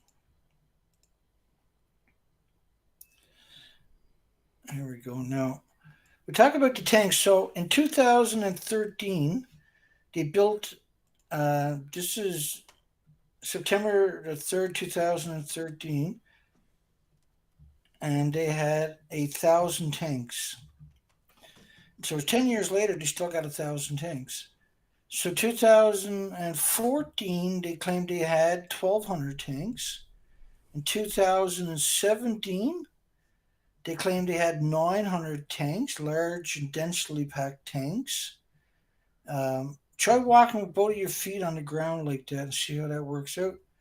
And by the way, if you fill up these tanks with the actual water we're talking about, which is 2.2 sieverts per liter of just beta, then you could never build another tank on the site because the neutron bombardment, the gamma shines, the X rays, the beta rays, the neutrons will cause catastrophic damage to everything with replicating cells. So it'll kill a human about 1,000 feet away. You actually couldn't build another tank. And the tank would need to be about 12 feet thick of lead just to shield. So if you build a bunch of tanks like that, now they have major earthquakes there. 2 years ago, or last year, they had an earthquake where they covered up the true damage, but there was around 5,000 buildings that had to get insurance. There was hundreds and hundreds of schools, for instance. Fukushima, Japan will have to dump the radioactive material in 2022, and they talk about tritium. They started talking about that in 2020. 1,000 tanks. So 2021 they got 1,000 tanks. 2023 they got 1,000 tanks. Now, in 10 years they've never showed a picture of 1,000 tanks. The most I counted was 750 tanks, and this was 2023. They still got 1,000 tanks. So water above a sievert, water coming up for 1,000 years is out. It never stopped going into the ocean. So when you look at these tanks, you see the tanks I'm highlighting right there. They're small tanks. So including them, I still only found 750 tanks. The Fisher story is they got 1,000 tanks. The Mm-hmm. tanks were built to manipulate the population. A single reactor uses 4,500 tons a minute, just normal operating without melting down. That's equal to filling up the tanks 6 times a day. So you can fill up all the tanks 6 times a day with the normal water. Now the idea of the tanks was so that they put covers over these and pretend they got the fuel out of it. I showed that earlier for everybody. And so the story is nothing got out of these buildings. Everything is in the tanks. Everything was filtered, and that the filtering system that they're talking about, the Riva system, the Alps system, and another system is called the Siri system. We should be back on the normal screen with you guys. Double screen. Yeah. Right, there we go. And so um, you can't filter this stuff out. Right, so let's look at it another way. Again, you can put 200 million atoms on the head of a needle and you can't see them. So try filtering one of them out. Try filtering out like a cesium isotope, which is going to be the exact same size as uranium isotope or an iodine or americium or neptunium or strontium. These are the man-made isotopes that I'm talking about. So therefore, you can't filter that out, right? So you have to do the whole volume. You can't just filter out and there's wastewater left over. But that's the official story. And they're saying nothing got out. None of the stuff I'm showing you is true. None of the pictures I'm showing you is true. Only 2.2 grams got out, and that's in the 1,000 tanks. But don't worry, they're going to release that in increments over 30 years. And so, the story is designed for people who don't know anything about the subject, which is literally the majority of people on the planet. And you don't need to get the consensus of anybody, only the administrations of different countries. And they already got that. We know that because, we got the major medias pretending they're in a building that don't exist and there's no descending voices. I was a descending voice and they just arrested me and gave me gag orders just because you're just that random person. That was the quickest way, the dirtiest way to deal with it. And that's all they know how to deal with it. They have tried to like buy my silence, which is laughable. And I still have one Japanese guy trolls me. Used to call me five to 10 times every show for years and years and years. And I actually have a T-shirt on my site dedicated to him. Two different T-shirts. Well, we call it calm down Charlie T-shirts. And I got his favorite slogans like yo scammer," and "you sick bastard," like blaster, pew pew pew blast. Mm. Because he doesn't speak very good English, he'll call up and I'll get him on the microphone and he'll spew that kind of stuff out. So I took his famous comments because they're pretty famous, and I made a T-shirt set of them, Mm. and they're one of my best sellers. On top of that, uh, my calm down Charlie section is really kicking butt out there. We get a kick. A lot of a lot of people get a kick out of that one. And so I have a lot of different T-shirts like "Save the insects, ban nuclear power," Mm. "Save the whales, ban nuclear power," "Save the children, ban nuclear power." Nuclear power. The best way to describe nuclear power plants, if you're honest, is a disease factory. That's what a nuclear power plant is. Mm. And a fuel pool is infinitely worse than that. Yeah, and maybe because it is about the water Yeah. tanks, but I'm just acting as like someone who maybe this subject knew. What can you maybe in a few sentences explain why these tanks are there and so on in simple explanation maybe? Yeah, tanks were built in 2013 and the beginning of 2014 at the one time. The idea was to manipulate you into thinking that nothing got out of the plant and that everything is into the tanks. That was just a cover story. Hmm. And it might seem like an elaborate cover story to some people, but they're gonna be working on this site for 1,000 years, basically. So the tanks, and of course, I'll bring it. I'll share the screen with you in a Yeah, second here. I have. The tanks are. We're almost ready. Um, boom. Here we go. Yep. Okay. Yeah. So the tanks were built to make you complacent, to make you believe that they got it under control and they got a filtration system known as the Alps, and there was the French system, which is the Riva. So in 2014, the Riva system in August had never been used, the water filtration. In 2014, in April, the ELP system they emit had never been used and didn't work. In 2013, they stopped reporting on the SARRY, SARRY system, which is supposed to filter out cesium because it actually doesn't work. You can't filter out such tiny amounts of atoms from, you can't, because an atom is so small, you're talking about such a big volume. So, yeah, and so it's really interesting. 1,000 steel tanks were built in 2013, 10 years ago. And so one of the stories that they were using was they were running the water through. I'll come back to the other screen with you guys. So they were allegedly running the water. Water was coming. They were sucking water out of the bottom of the reactor buildings, which you can't do because there's lethal doses everywhere. You can't step over the hoses if you do something like that. You're talking about multiple sieverts per liter. The hoses would need to be 6 feet thick lead for that to work. And then the filter, if you run it into a filter, within about 20 minutes, you're done with thousands of sieverts in the filter. So 3 sieverts is a lethal dose. 1,000 sieverts is a lethal dose you can't get back in the building. After a few hours, you can never get near the equipment ever for 1,000 years because you're talking about hideous bioaccumulation of radiation. You can't filter out gammas and alphas and neutrons and betas, for instance. They're all the same size. And it's not like you can use a magnet and pick up the metal as the wreckage. Say if you're dismantling a house and you crushed everything up and you took a big magnet, you can pick up a lot of the metal, right?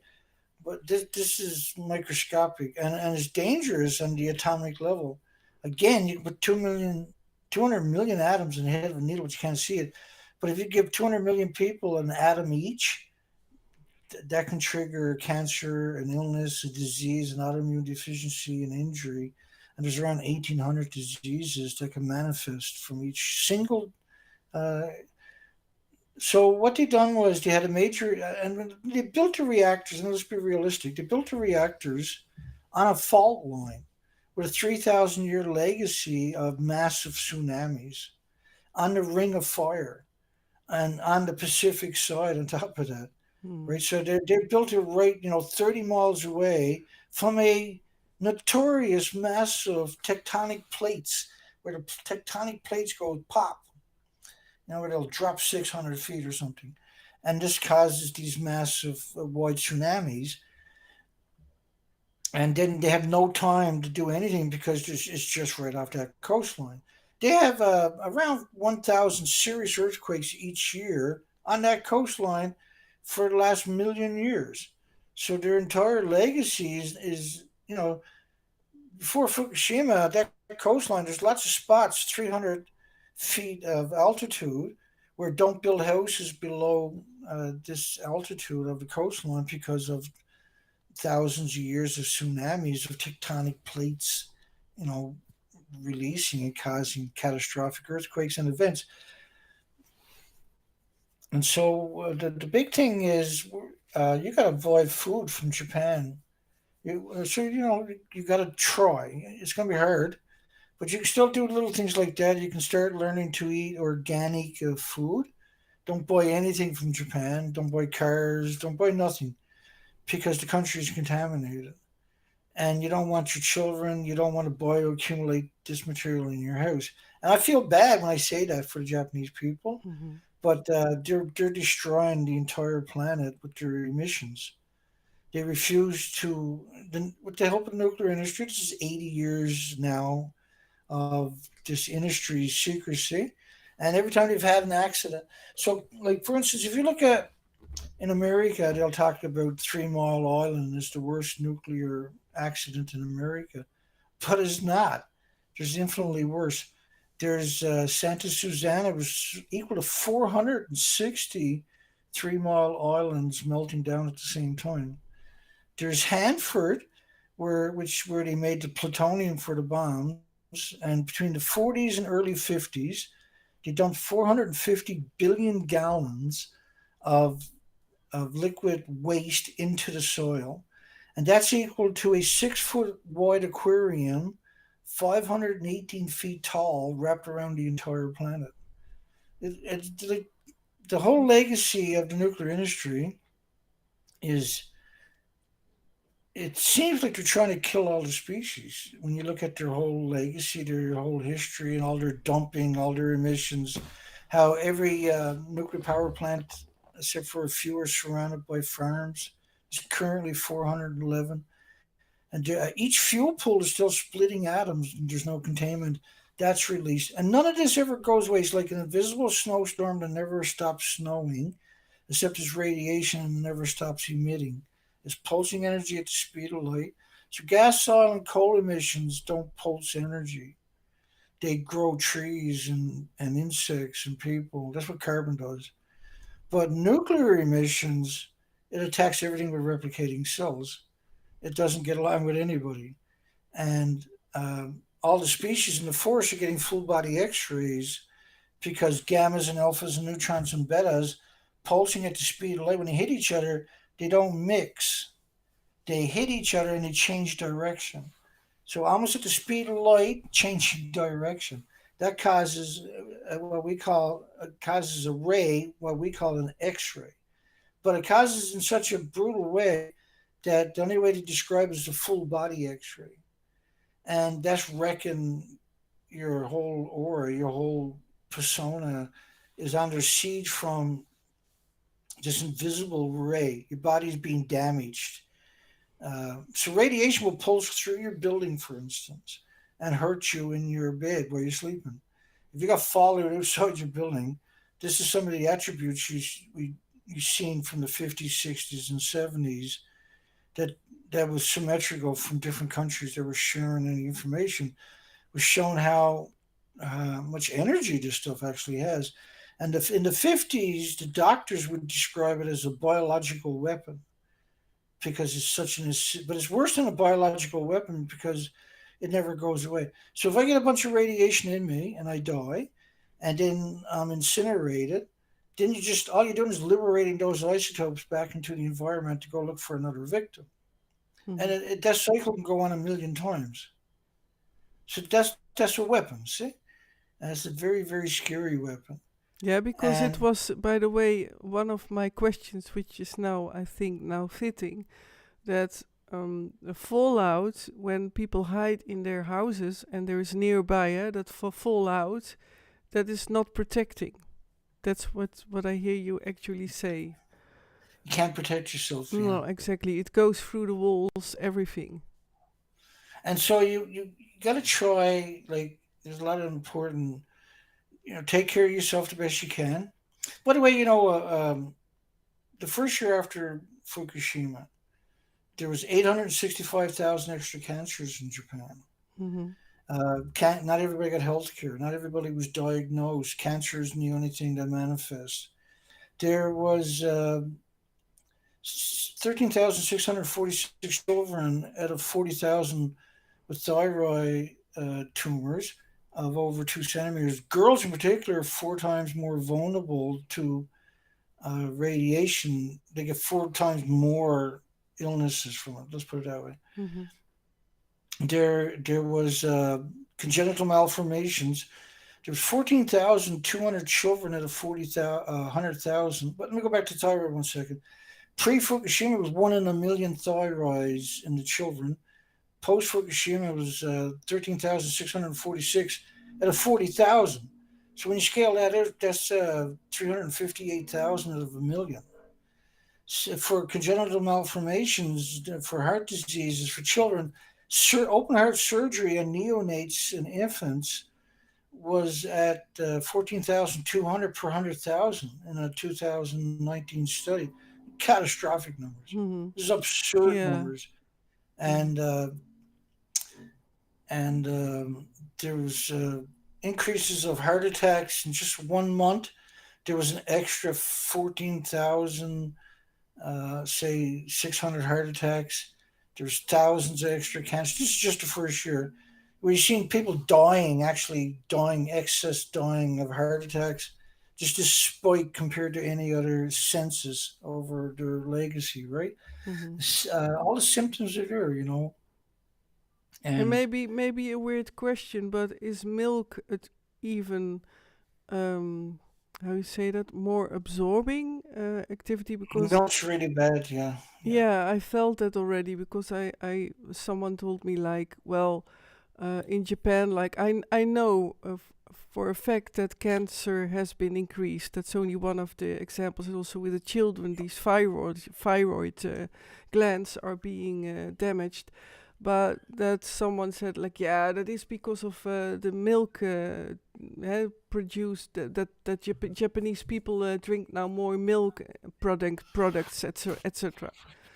But Well, yeah. well, no, no. 100% of milk is brutal, and Mhm. so breast milk in women in Tokyo, 70% of the women had high levels of cesium in their breast milk. Mhm. But the breast also aggregate the radiation, so just having the baby, breastfeeding the baby in proximity to the radioactive breast was considered a radioactive hazard. Right? So like, that's incredible attributes when you think about how this actually works. And so Mhm. when you think about how the species doesn't go to the supermarket and buy milk for their babies, right? Humans are the only one that does that. Mhm. So species that lactate, mammals, you would see a massive decline in the reproduction. Mhm. This is what we're seeing. This is what we're quantifying too. By the way, I was out researching this morning because we got a couple of small colonies with only a 4% survival of the fledglings and the little hatchlings, the little chicks. There's only a 4% survival rate. And I was out today. I sent a drone out to the island because I'm waiting for some parts to come in from my truck before I get the boat back in the water, which won't be till next week. And so I can't handle sitting around, right? Because this is prime time right now. The fledglings still haven't got feathers, so we're trying to see if they're going to survive this. That 4% is all we got as a survival rate. That's not going to replenish the colonies, and those colonies are dependent upon a fish plant that is processing crabs. There's nothing in the ocean. There's no migratory birds have showed up. Now I'm in the biggest migratory spot for seabirds on the entire planet is estimated. Currently, right now, the official story is 46 million birds are coming through. I haven't found a single migratory bird. And I've been doing this since May on these research expeditions. And I'll be Mhm. going right up until October, probably, Mhm. which is basically when the migratory run is over. But there's not a single one come through. It was the same thing last year and the year before. But if the migratory birds didn't show up here, where did they show up? Because nobody's reported on millions of birds showing up somewhere else that's not supposed to be there, right? Mhm. Because they're not there anymore. But we have to do these research year after year because the world is sleepwalking into this archaic dystopia of never was many birds, Dana. There never was many insects. There never was um, many people left on the planet. That's what we're hearing in the near future. And you're hearing it already, right? There's no spiders in the forest on the east coast, and we got another.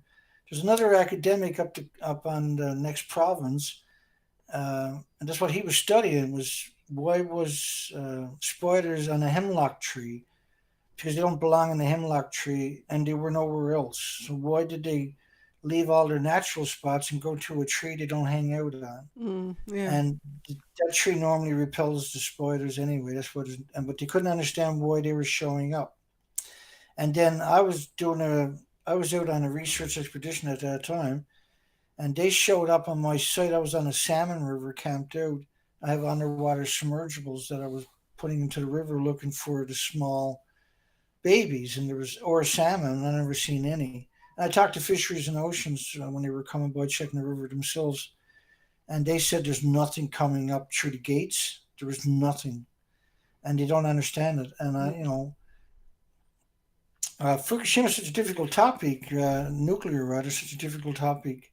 The average person is just immediately, pushed away from it. But it's a very important, very interesting topic. And unfortunately, very terrible stories. But it's a very interesting subject when you start acknowledging these little nuances and it's endless. There's actually 9,000 facets to nuclear, and so when you look, I earlier showed a little fraction of 500 studies I got on Fukushima.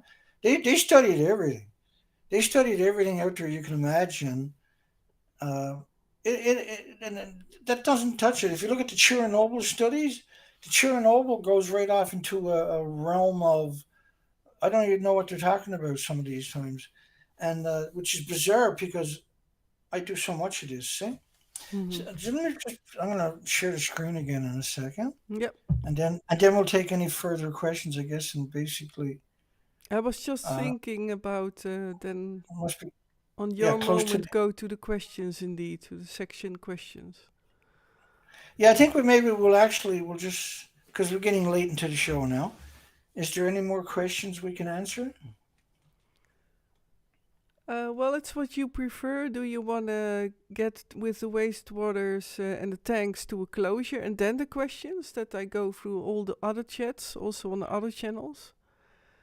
Yeah, well, like you say, I just wanted to introduce people to that subject, Mm-hmm. and we done that earlier. Yeah. So the wastewater is an active. Uh, so 80% of South Korea is protesting vehemently against Japan dumping wastewater into the Pacific. But Japan has nothing in the tanks, and everything was dumped into the Pacific for 12 years, and they'll go on for 1,000 years.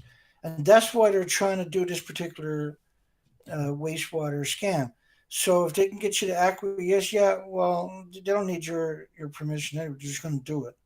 But they're trying to get, they're trying to convince you not to pay attention to it. That Mm-hmm. that backfired, which is bizarre. Mm-hmm. And so everybody out there now is talking about tritium and what might happen instead of what's already happened. So the tanks are about covering up what has happened and will happen. And once they ram this through, then they can say, well, look, we're processing it, we're filtering it, and then we're dumping it because we're legally allowed to do it, and that's why we don't have that waste stream anymore. Um, you know, they tried to build a fence. They tried to build that ice wall, for instance. Why wouldn't you build a real wall? Why would you build an ice wall? Yeah, And exactly. it's like it's $12 million a year to maintain the ice wall, for instance. Mm-hmm. Um, the ice walls were typically built when you were like if you're going to build foundations for bridges or something like that in a river. You would dig underneath it and you would freeze everything to stop the water from trickling through, build your foundations, and connect everything, and then you would get rid of the ice wall. These were very temporary solutions. And so, on this capacity, there's no precedence. So, the taxpayers, because it was experimental, the taxpayers paid for it. And they just seen it as another way to steal money. It's all about how do you steal money. They spent 20 billion or something on picking up 30 million one-ton bags. They picked up 30 million one-ton bags of radiation, and each kilogram is around 100,000 becquerels to a million atomic decays a second of man-made atoms. So this is nasty. These are dirty bombs by the kilogram, basically. And they got 30 million that they acknowledge. And it was originally 150,000 storage sites in Japan. But now the official story on the wastewater in the tanks excludes all of that, everything else combined. And the new version is there's only 2.2 grams that got out of the reactors. And they got Netflix movies, Netflix series explaining the propaganda, or not explaining the propaganda, but putting out propaganda to convince people that everything is under control. It didn't melt down. There was no explosions. Even the South Korean president, just before he got elected, was out there claiming there was no explosions. The reactors didn't collapse. Mm. And so every country participated in these lies. And what we're trying to do today, and for the last three videos that we've done here, is give people this big uh, presentation, 2 hour or so presentations of documentation. And everything is meant to counter the propaganda that you're going to run into when you look it up yourself. and that's the problem is you got nowhere else to turn to for the information. And so I thought if I ran an educational program for a couple of years, I would educate tons of people, and then that would trickle out. And 12 years later, I'm still doing it, Mhm. and it's surreal that I'm still doing this. That the Mhm. world is not fighting back, is not having like Monique understands the story, and she's introducing it to you guys, her viewers. Um, but if it wasn't for Monique, most of you probably would never heard this story, see, or seen the documentation that we brought here tonight for everybody. You have a question there. What does plutonium do in a volcano? I got no idea what plutonium actually is. I've never heard of it. You talking about plutonium maybe or something? Yeah, I think he means plutonium. Yeah, no worries. That's what I think. That's a good question. It does nothing. Mm. Volcanoes are already at 5,000 degree Fahrenheit temperatures, and plutonium is just the fallout. Mhm. But that still won't destroy it if that's what you're wondering or asking. So, for instance, maybe they're asking, do if we put the plutonium in a volcano, would that destroy it? Right? And no, because it's created at 9,000 degree Fahrenheit temperatures in the meltdowns, but it's also created in normal everyday reactors. And that all the fuel pools worldwide are hemorrhaging plutonium into the environment, and we can't contain it. So what we need is to have a real conversation, which is apparently never going to happen.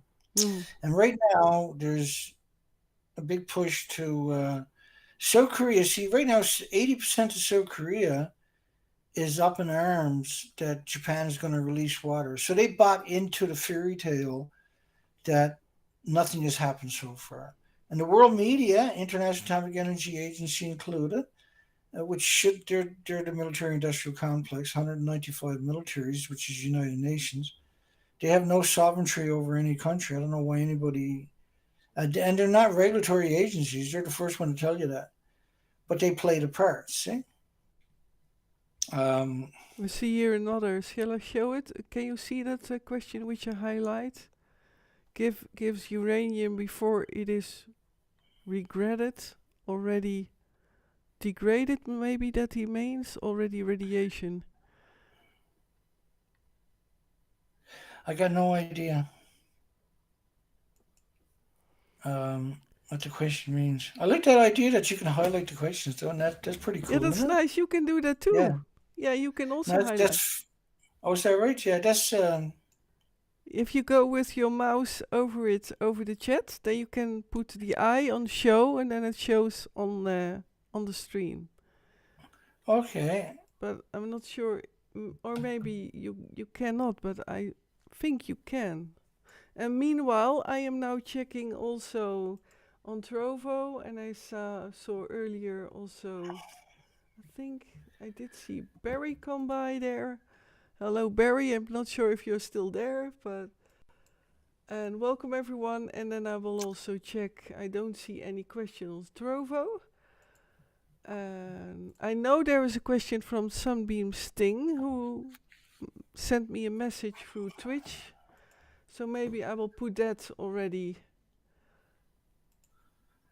Yeah, out. no. Let's go. We'll go through the questions, unless you got something you want to throw out there. I guess we can basically wrap it up, I suppose. Yeah, because it was a long, intense. Well, I always feel when but you were talking about Dana does a lot of live shows a week, but I myself feel how the repetition is helping me to more that I can grasp it. Yeah. And I did Oh feel it yeah. already. And in my own past, yeah, in my live streams, I did not talk about it too much because I saw too many horrific things done with experiments of a certain guy who, well, Yeah. put some Crazy. things, medical experiments and so on. But I've seen horrific things also in that direction. So I know, yeah, I It's, felt ter- my it's heart terrible break. what people do to each other, isn't it? It's just terrible. Yeah, I There's feel no need it's, of it. yeah, it's demonization, and that's why, well, that's then my story, but I try to talk about my MK Ultra, and also by repeating a lot and coming back twice a week, once in Dutch, once one time in English, that people start to realize, oh, it can be true, this horrific thing, and that people are there on the world who do these horrific things for humanity. And that's, yeah. I have here the question, I think, from I Uh, mm, Josh Gover asked, I know that salt radioactivity dissolves in salt. Is this correct? No, it doesn't. Nothing dissolves radiation, not even battery acid, not even burning it at 3,000 degree Fahrenheit temperatures in an incinerator. They're not the same, whatever one you're talking about, unfortunately. I mean, I once it's have released into the environment, it's in the environment and it's throughout the food chain, it's in your drinking water, you're breathing it in and washing in it and getting showers and everything else. So, and I have put here the question of sunbeam sting in the in the chat. yeah, I'm waiting for it to show up on my side here.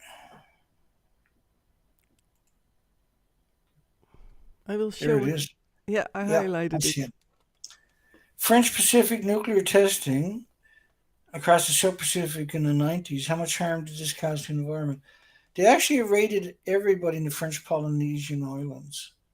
And that the French got their uranium, very high grade uranium from Niger. And so, in order to get their hands on cheap uranium, because Niger is an impoverished country, they decided to create an endless civil war there for the last 60 years.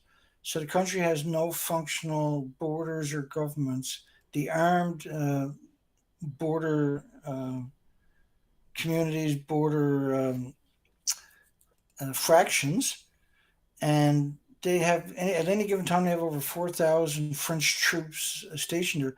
But that's where they destroyed hundreds and hundreds of thousands of people's lives, so they can have cheap uranium for their reactors.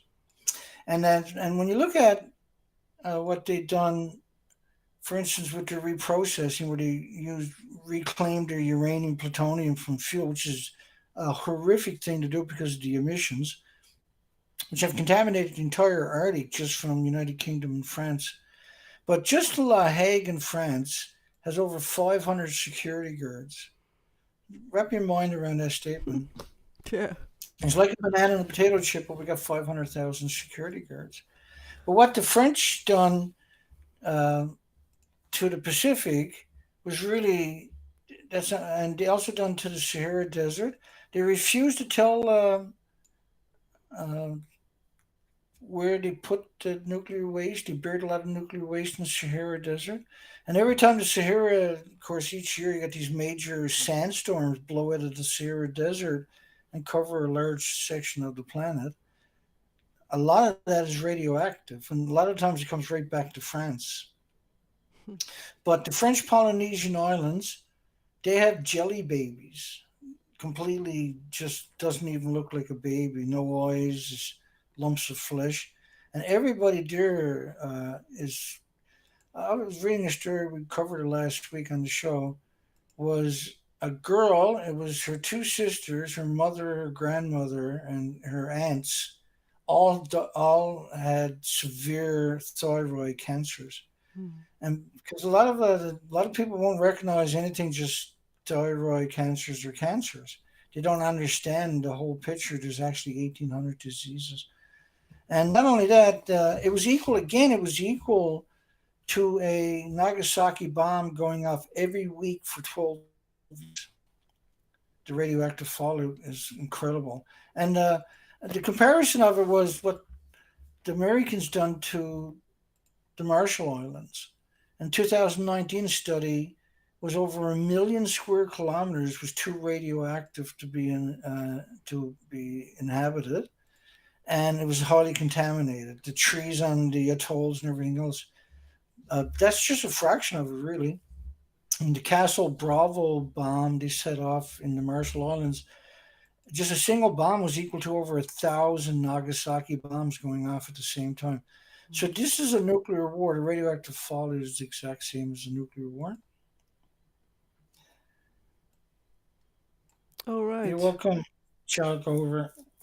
Uh, yeah, you can go ahead while checking the chat. I checked the chats in Facebook, the TIVOP, and in the Vini. Those are Facebook pages, other Facebook pages, and I did not see any question.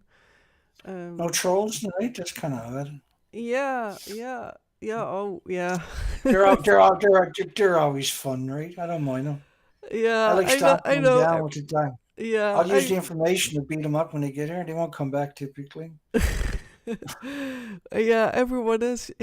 You also have your unique way to deal with them, and I'll but just I'll just say really this didn't happen and that didn't happen. I'll show the documentation, and then they got nothing to run on, right? yeah, I had to think about now. I You say that as well, like that. Still, I'm yeah. flabbergasted.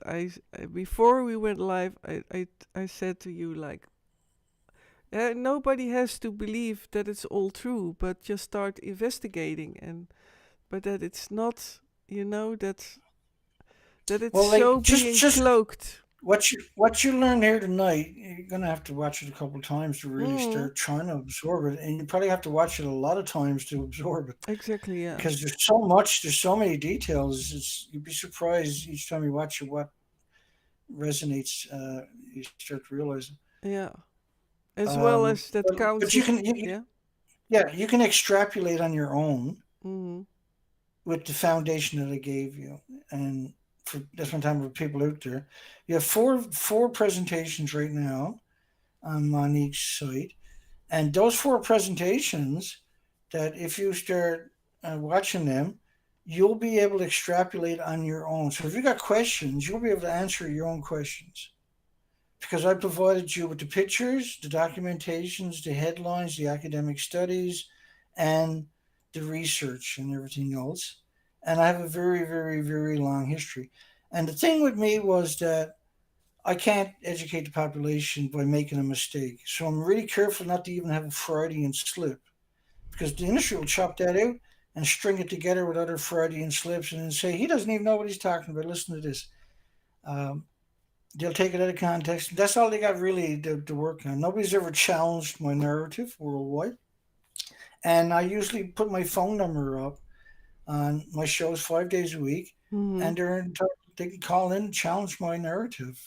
Yeah. But I you remember, got by to, the way, that was only recent. I now, by the way, put you also your website on the stream. You cannot see them maybe here, but it is now that's also. great. So, dear everyone, also check out his website. And Dana is many times in the week live and also at daytime doing expeditions.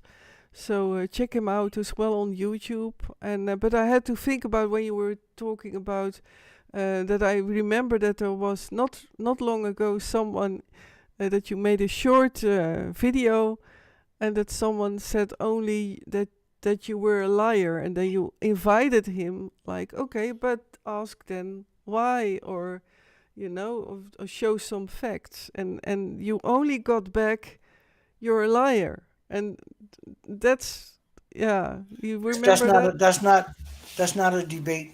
No, that's not a debate exactly. So Uh, I mean, anybody can challenge my assertions. I live my life on my sleeve, right? mm, I don't hide anything away from anybody. mhm, I'm a very public person. I've been around for a very, very long yeah, time. yeah, And I provide the documentations for my assertions. mm-hmm, And so someone wants to challenge me. It's not hard to make a video, show their documentation that disproves my documentation.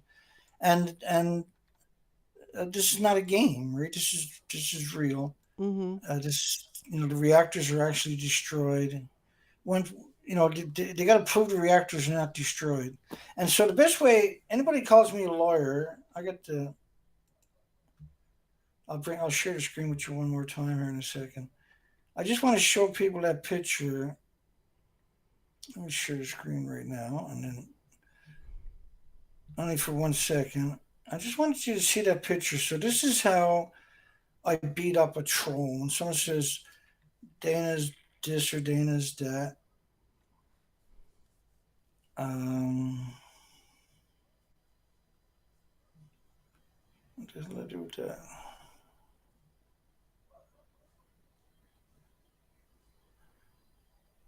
I don't know what I get done with that now. Well, you did a pretty Uh, long talk already. yeah, I Uh, think we ran his course. I'll just find that and bring up that one picture, mhm. which is four major medias pretending they're in reactor four. And if people go watch those videos, because if you look for reactor four, you're going to find that iconic video. Try it one more time. I got it. Okay, and I will bring that up on the screen for everybody instead of opposite. This is the question that everybody needs to ask themselves. So when someone says Dana is a troll or Dana doesn't know what he's talking about or this or that, we're sharing the screen. Mhm. Then the question, because I played a video, you'll find the video at my YouTube channel under videos, not under the live stream, but under videos, you'll find this little clip of these people saying that they're in the fuel pool to the left of the building. The fuel pool's at the very top of the building. And so, why is the world media pretending they're in a fuel pool at a nuclear meltdown? That's the first question, really the only question you need to ask when you hear someone, because you can't explain that away, right? You Mhm. can't say, "Look, Exactly. Dana, here's where they're to, Dana." Mm. That can't be done, unfortunately. And I Yeah. wish it could, and I wish I was wrong, Mhm. but I'm not, unfortunately, right? Yeah, it's well, yeah, it's amazing that you came back for a fourth time here. Yeah. Well, that's the best way to educate people is do it over and over and over, and you got to have that conversation, right? Mhm. That's Exactly. it's the most important question, the most important story in history. There is really there is nothing on the planet more important than this story. It reaches into every facet of everybody's life. There's nobody can escape this, and so this is the most important question. Mhm. It's devastating to the highly visible 8 million species, Yeah. and as you know, um, Yeah.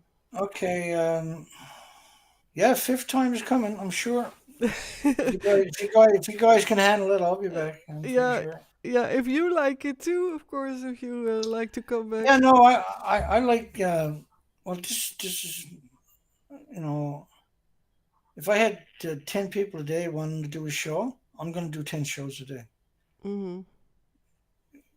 and I'll run myself into the ground. I won't think twice about it because it's the most important story that the world. Until the world has a conversation, Mhm. I ain't going anywhere. I'm full on game on, and we're doing research expeditions Mhm. for the next couple of months. So there's some amazing stuff coming through. It's terrible news, but we got a lot of this planet got a lot of growing up to do in a hurry, right? We ain't getting away with this one. We got to deal with it. Yeah, because now suddenly because I had some questions, but yeah, I also feel I listened and I take it in, so I feel also that I reached my limit of letting Yeah, in no, all the information, which is a healthy reaction, I believe. yeah, But I yeah. was So thinking of with, for example, like a lot of with the fish and the shellfish and so on, and um, should then but I wonder überhaupt like should the fish and everything not be very expensive of would then being shown also in the food chain in the world, you know what I mean, for example with the fish. well, there's a collapse in all the fisheries worldwide right now. For the Yeah. last 12 years, there's been a collapse going on. Now it's we just seen a collapse of the crab fishery in Alaska. Mhm. They said what was it, 8 billion crabs just disappeared, Wow. and this was the stock. I guess they're talking about, right? Mm. Um, we see the salmon completely collapse. We see the media trying to blame the emaciated grizzly bears on the collapse of the salmon. Mm. And they're saying the salmon collapsed because of global warming. But global warming is true. It's 80 years of emissions from nuclear. It's not Mm. carbon. Carbon doesn't pulse energy every second for a million years. And the bears, grizzly bears, don't just eat salmon. They eat moose and they eat caribou. They eat grubs and worms. 90% of their diet is actually grubs and roots and worms. Berries. They eat Mhm. around 200,000 berries, blueberries, and stuff like that each day. And they're opportunity eaters. They'll eat other black bears. They'll eat all kinds of species. They're the apex predators. And so for them, the reason they were showing up emaciated in such large numbers wasn't because of lack of salmon. It was because of they have chemotherapy. All right, and you know what happens with chemotherapy? You can't uptake any nutrition, etc., etc., Mhm. and it doesn't go away. Right? It doesn't Mhm. cure. It's not like the flu where after a couple of weeks is gone. Um, and so that's almost 2.5 hours, is it? I think. Yeah, What time is it? almost. Yeah, I think it's a good way to go to a closure. And yeah, I didn't see any more questions come by. So, and it was a lot to digest, I believe. And the nice thing is that I keep it uploaded so everyone can re-watch it. And that's also nice that it stays uploaded to all my channels. And Yeah, yeah, amazing. Yeah, that was great stuff. and a I big wish more thank you. people would do it. Uh, Mm, and yeah, it's thank you, what man. Thank you. yeah, Thank you for doing and that. thank you so much as well. And And you're dropping your regular story, which is a terrible story, and your regular shows, I should say, which the MK Ultra and horrific things that people are doing to each other, hmm, and the impacts that has on people's lives are just unbelievable. But MK Ultra got his fingers in everything. It's yeah, in nuclear everything. took full advantage of it, and it's in all tentacles of your schools and your universities. They've infiltrated all of that many many decades ago. Uh, Mm, and like you say, I looked at MK Ultra for quite a few years. I was totally shocked when I first came across MK Ultra. I was like, my goodness, mm, really? People are doing this to each other for a friggin' paycheck? My goodness, it's just mm, wow. You kind of lose faith in humanity, see. mm, But as I over the years, right, and then you start realizing, holy shit, this is everywhere. This is in every facet, reaching into all. It's out of control. Is the best way to say it, right? And people like yourself who've experienced it firsthand don't speak up, don't find their voices. Then the rest of us can't know what's going on. We can mm. only know by dissemination, right? Yeah, And and who for me the better? worst thing is, but people who follow my live streams know that I have only proof that I am talking. So the only proof I have is me talking, and that's sometimes very hard. What? Like, yeah, you're not doing it because you're bored. You're doing it because that's life. That's your life, and you can't move on, right, without acknowledging it. And it's time to fight back. It's time to say, hey, wait, Mm, I'm not scared of you people no more.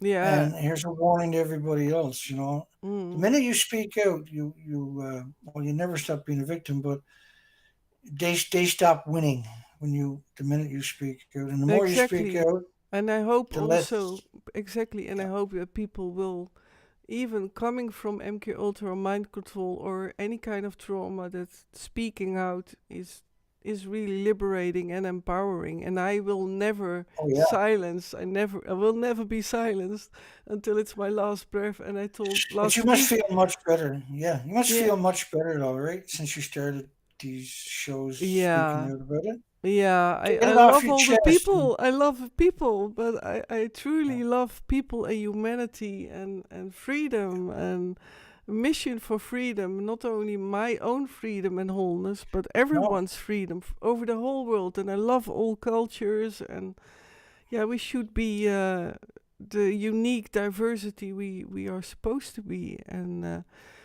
yeah, but yeah, and I really, yeah, feel it's an honor that you came back for the fourth time.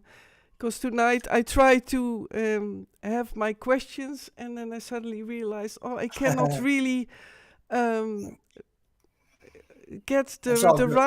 the right words. While other times my English goes fluently, and that's the deprogramming, Yeah, sadly enough. So I apologize for that. That it was for me a bit. Practice will Practice, get you indeed, there. practice. And Keep I would say, practicing. Dana, stay online for a bit after talk if you have the Oh, energy. sure. Yeah, yeah, And yeah. then I Oh, will, sure. and maybe you have some words to everyone for closure. Um, you're tied to where you were born, folks, by the water that you were created with. That's the minerals that make up your whole body, and so that water is super important for you as a human, and you're designed to drink structured water. And when they grew plants in structured water, they got 30% more foliage and 30% more fruit and flowers, and it matured 30% quicker. And that's the same thing with the water for your body. So unstructured water is water with chemicals and water that's gone through electrolysis. It actually changes. Scientists don't know why it does that, but it does it. And but there are ways to change it back. But the best thing, structured water is basically water, mineral water that runs over rocks or comes out of the mountain or springs or deep wells. That's considered structured water, and it's super important for you and your health. And studies done on it show that structured water will unplate your blood. So if your blood, you got cancer of the blood, or your blood is all plated up, you can't fight off diseases. Structured water was shown to unplate your blood in just hours. Not 100% in a couple hours, but if you keep drinking it over days and weeks, it's energy. It's actual energy. That's what your body. And organic food. You have to be very careful with GMO. And studies done on, say, organic corn on the cob to GMO corn on the cob was you had to eat 425 GMO corn on the cob to get the same amount of calcium, magnesium, potassium, and iron and everything else as you would from a single organic corn on the cob. There's 330,000 times more energy in a single was in 425 large, beautiful looking GMO corn on the cob. So you got to avoid that, and you want to drink mineral water or structured water, and don't buy anything from Japan. Be careful of buying, uh, bulk food like rices. Read the labels. Get a small cheap magnifying glass and read your labels. And if it's from Japan, get rid of it. Don't give it to somebody. Get rid of it because this is not.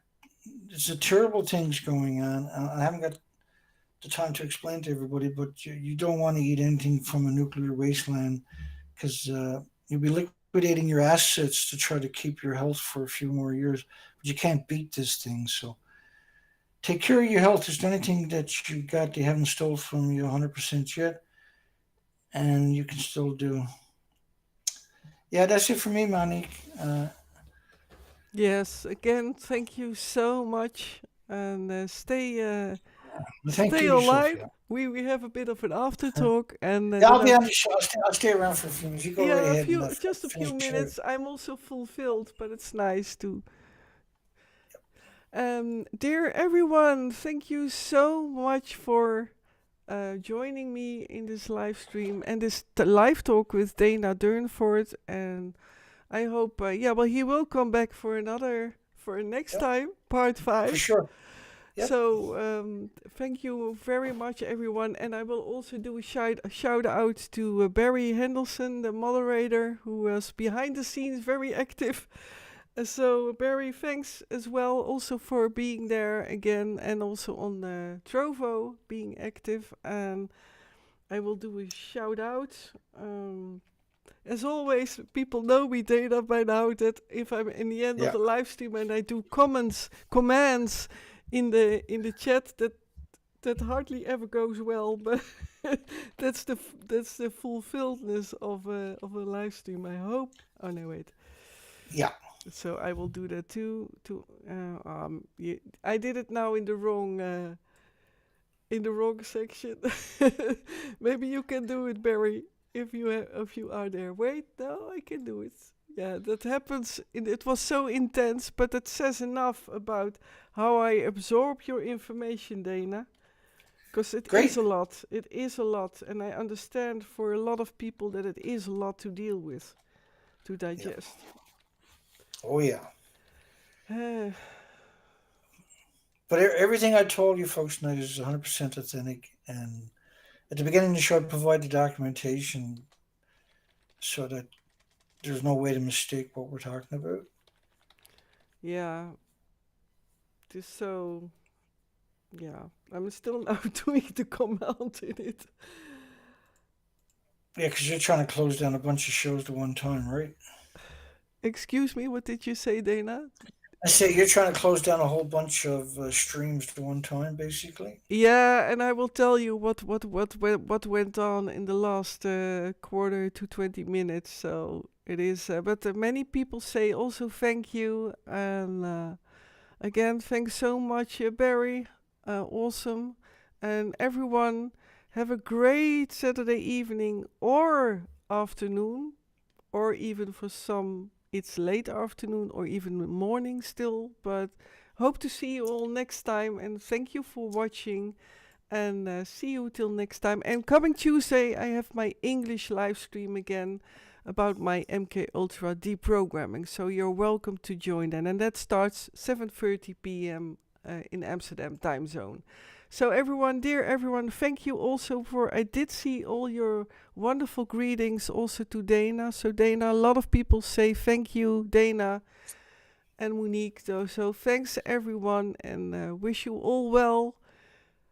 Love, peace, and joy, because that is important too. Otherwise it will be so, I know that from myself, if it's only drama, if it's only survival, then it's so important to take care of the joy in life as well. So everyone, bye bye, see you next time, and have a wonderful day and evening. All right, everyone, bye bye.